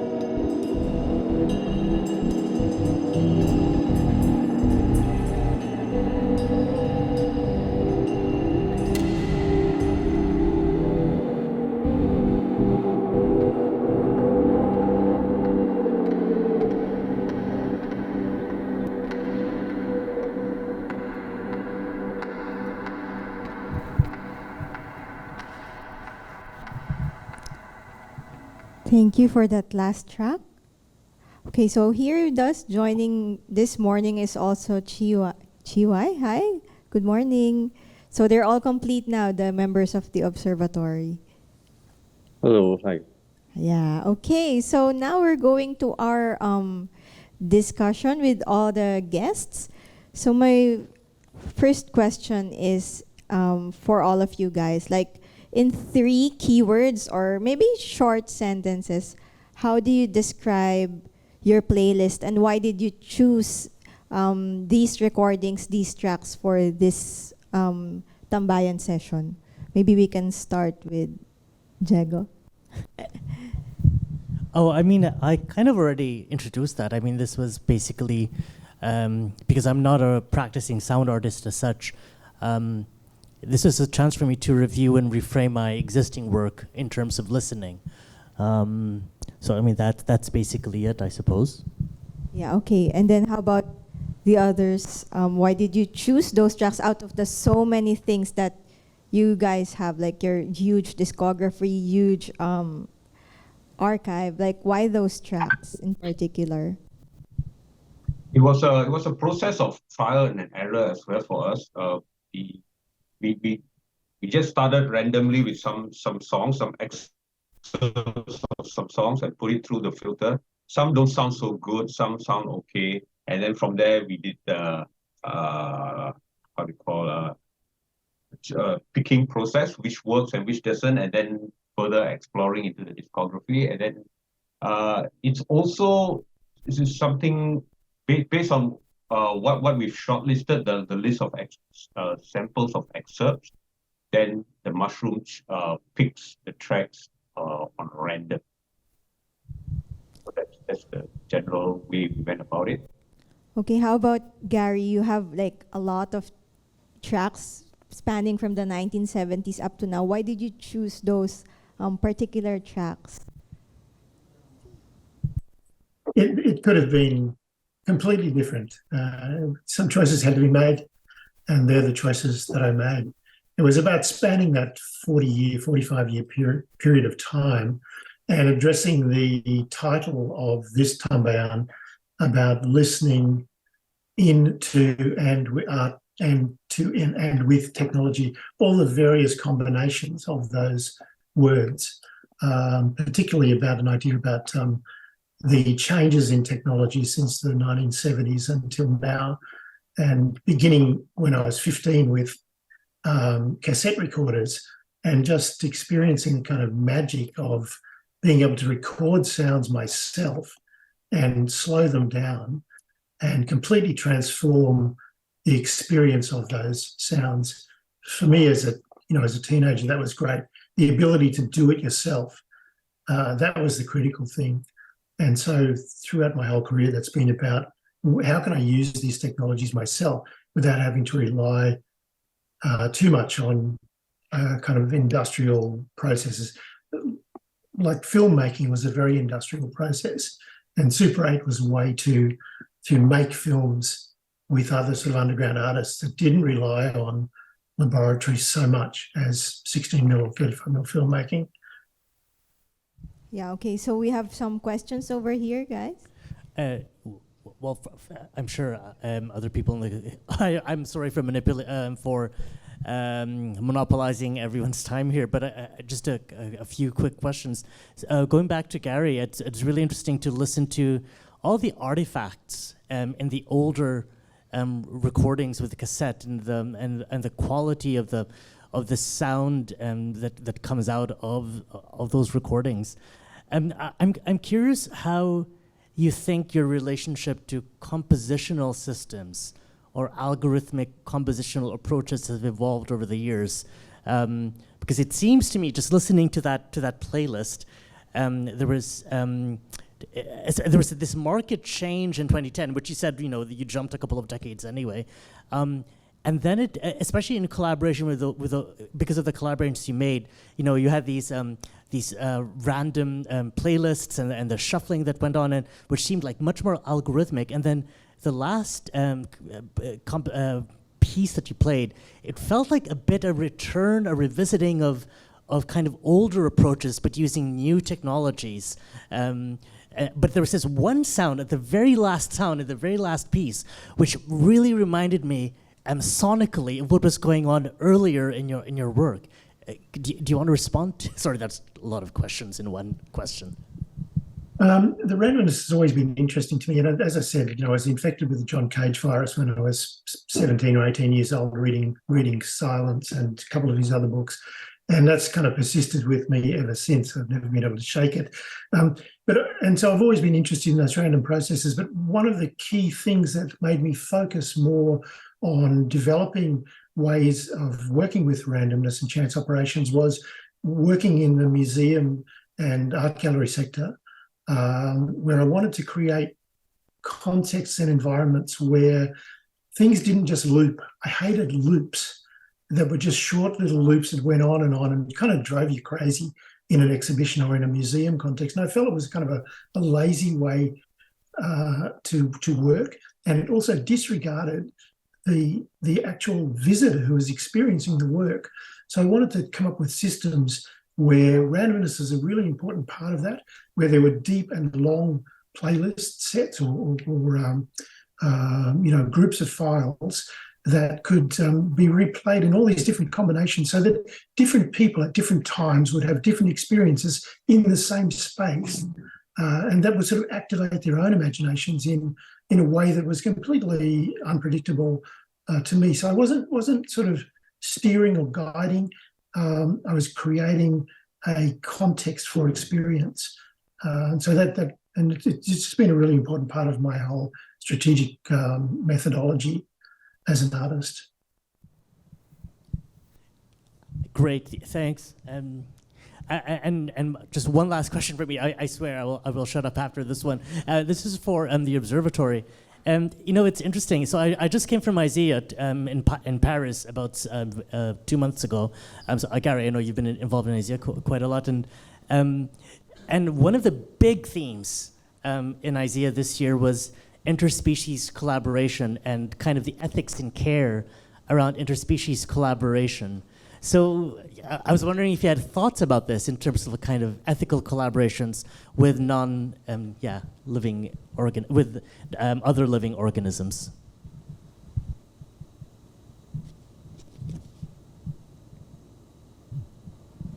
Sorry, that's for the Observatory. Dharma. Yeah, we're kind of wondering who should respond to this. But yes, definitely it's something that we were very cognizant about when we were working on this work. It was presented last year, and in fact, the kind of accordance to non-human collaborators for institutions has been very lacking, which was something that we were fighting very much for with the art museum when we were presenting this piece. In fact, they wanted to kill or to terminate the life of these organisms before they enter the institution or before they enter the exhibitionary hall. And that was something that was one of the first few hurdles and barriers which we had to fight for the non-human collaboration. Subsequently, there were a lot of other obstacles, like having to seal them, not having them exposed to the same kind of rights to air or to a living space that we have, which we continuously fought with the institutions with. And I think all these kind of culminated with even the idea of listing the non-human collaborators as the main collaborators of the exhibition. I think we are very particular about that and very specific about that, especially in the credit list for the exhibition. We stated every single fungus that was working with us in the exhibition. So yeah, there are a lot of these ethical issues that I think were not particularly addressed enough in the discourse running up to all these outreach programs that the institution programmed, where we wanted to actually talk about, the the idea of living, the idea of dying, the eventual death of the non-human collaborators as well, and how to handle that, and the credit of the artwork and the ownership of the artwork. So all these things definitely still resonate in us. We still constantly talk about it, but we also kind of wish there's more discourse that we can engage with institutions or with the general public about this, because it's still pretty much not looked at very specifically. Thank you so much for that. I think we have more comments from our audience over here, guys. Yes po, hello. This question is for Sir Gary Warner. Sir Gary, what I picked up from your playlist is, I think it's some sort of historicization of events.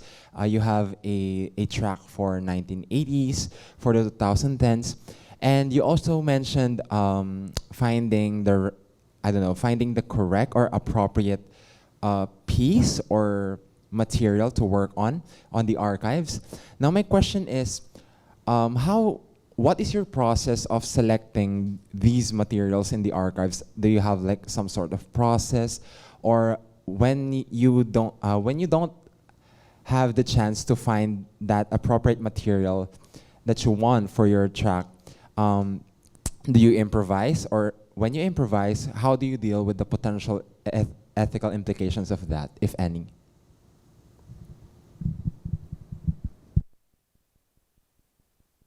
Thanks for the question. My compositional approach is almost entirely intuitive.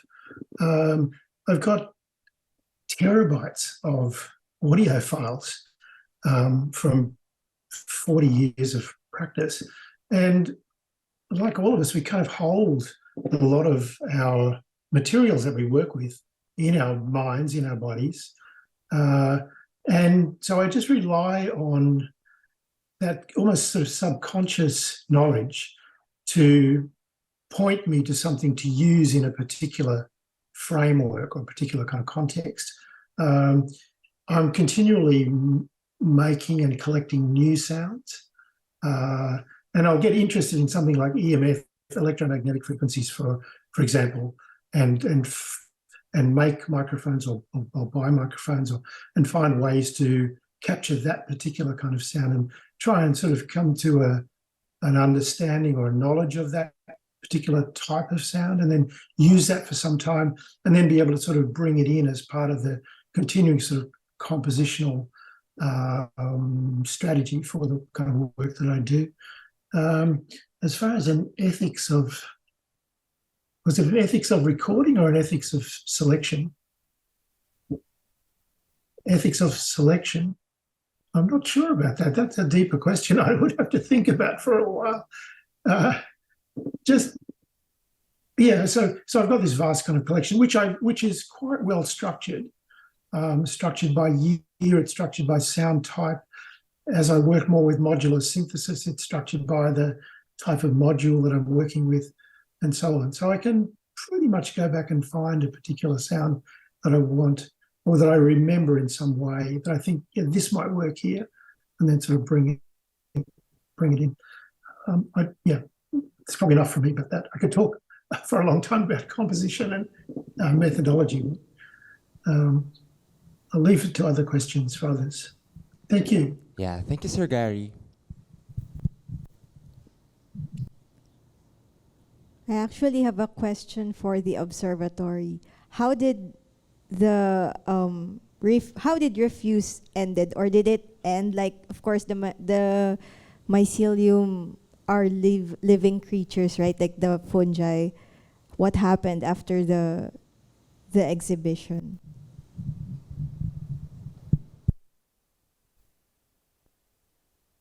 Yeah, so obviously because it was sort of an exhibition, it had like an exhibition time frame.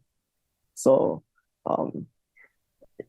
this was also dictated by like the museum, how long this exhibition would run for.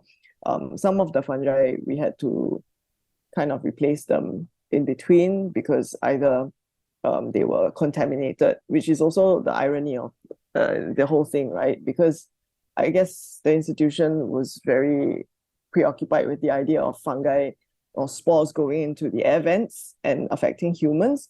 But because of human visitorship, it kind of also contaminated the fungi and caused them to then become something else, not in their natural form. So we have had to take some exhibits out and replace them along the way. And those that were still okay, we had to take them out of the exhibition hall after the whole thing ended. And yeah, it was difficult, but we dried some of them. We had to sort of like, okay, this is the end of the road, and we had to dry out some of them. There's one jar actually that is still in our office.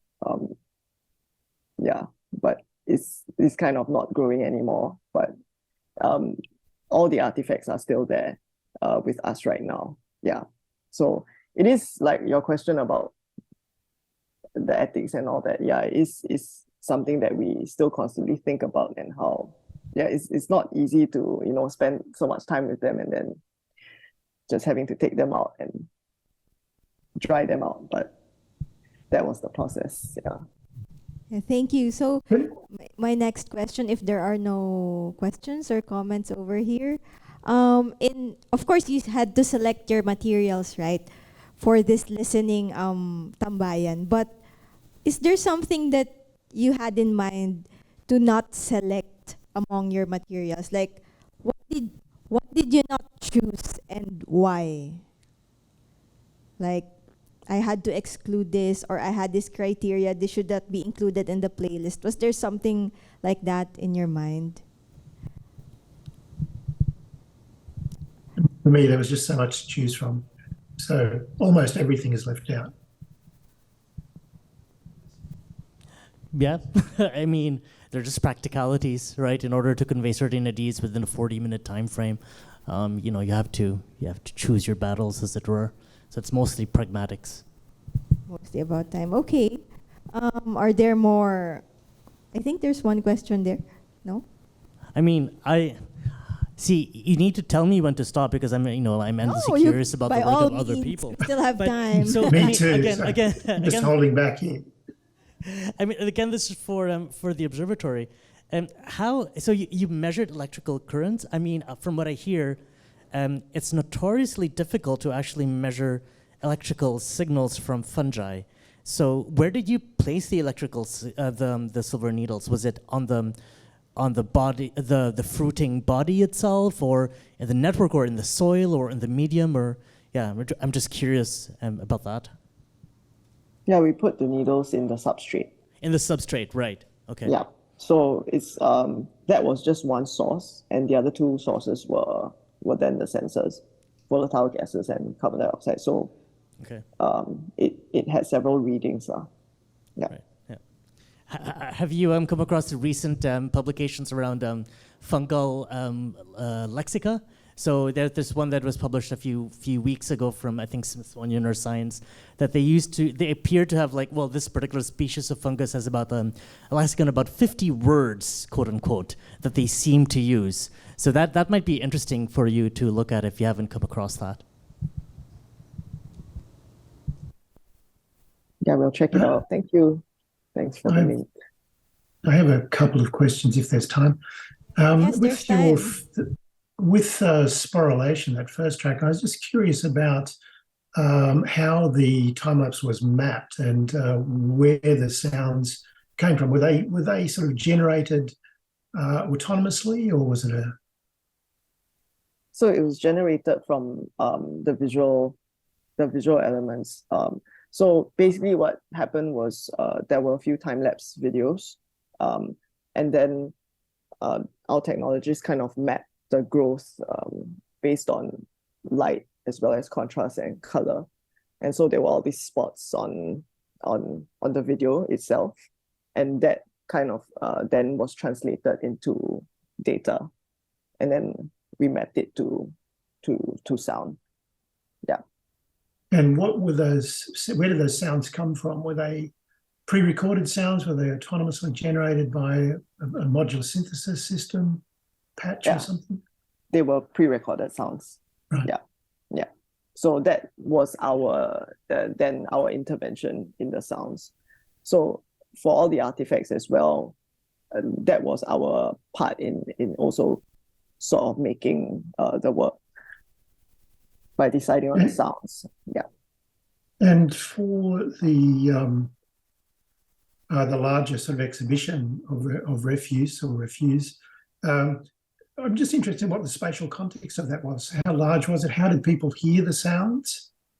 Was it all in the air? Did people wear headphones? Was it kind of close and local, or did it fill the space?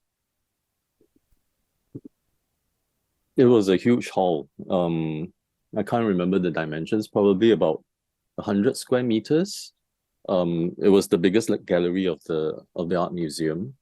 And it's a new space with high ceiling, concrete walls, and when we first went in for the recce, it was just full of reverb and slapback delay. It was very difficult to actually have a kind of like overarching sound in the space.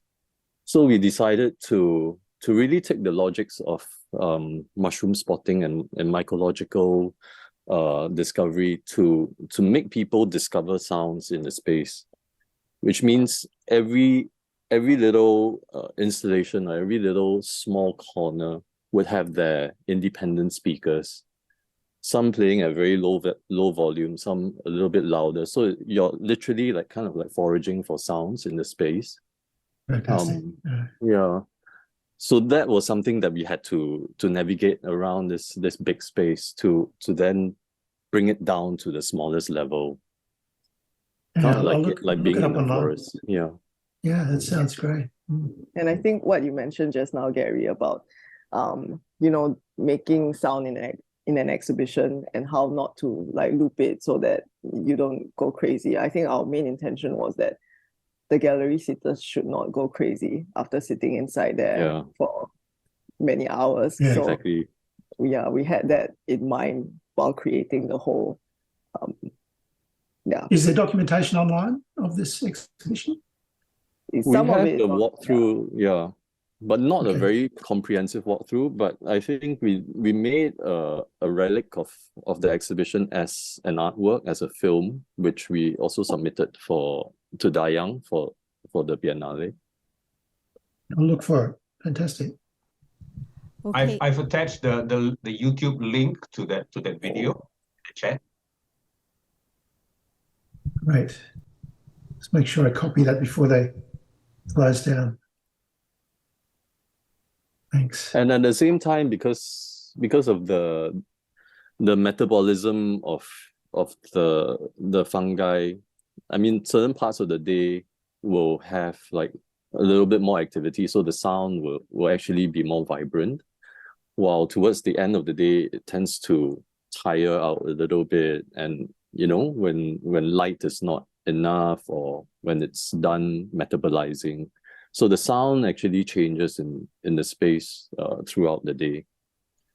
And it's a composition of decomposition, right? So eventually there's a sense of living and dying at the same time. Back in the 90s, there was an artist in Melbourne who discovered what you discovered, the molds growing on the inner layer of the CDs, and actually made some devices to read that and did these fantastic sort of noise works with the mycelium growing inside the CD. People thought CDs were they're forever, right? Vinyl gets all scratched and wrecked, but CDs, they were just going to last till the end of time, and then suddenly they're just decaying everywhere incredibly quickly. I mean, we had this very funny anecdote with Dayang when we were first talking about this, because we kind of view the fungus as a collaborator, the mold as a collaborator with the tape. But she was telling us that as an archivist or as an academic working with these kinds of sound recordings, her biggest kind of like enemy is to get rid of this and have a more pristine recording for archive. Yeah, I was very interested in that, what you were talking about before, about the way you had to work in resistance against the institutions intense desire to not allow organisms into, which I've had to deal with a lot in museum work as well, understand in museum world. It's great to hear. Thanks. Yeah, and I think that also affected the way we titled the work. So the whole idea of refuse or refuse was more like to refuse certain ideas, and also how to, what people think as trash, we would then, you know, reactivate them and make them something new. Okay. Yeah. Wow, what a very extensive of discussion. No, but I think we're about to end now. So before we end our first Tambayan session, I'm giving back the floor to Prof. Dayang. Prof. Dayang. Thank you, Pat. Hello. Thank you, Pat.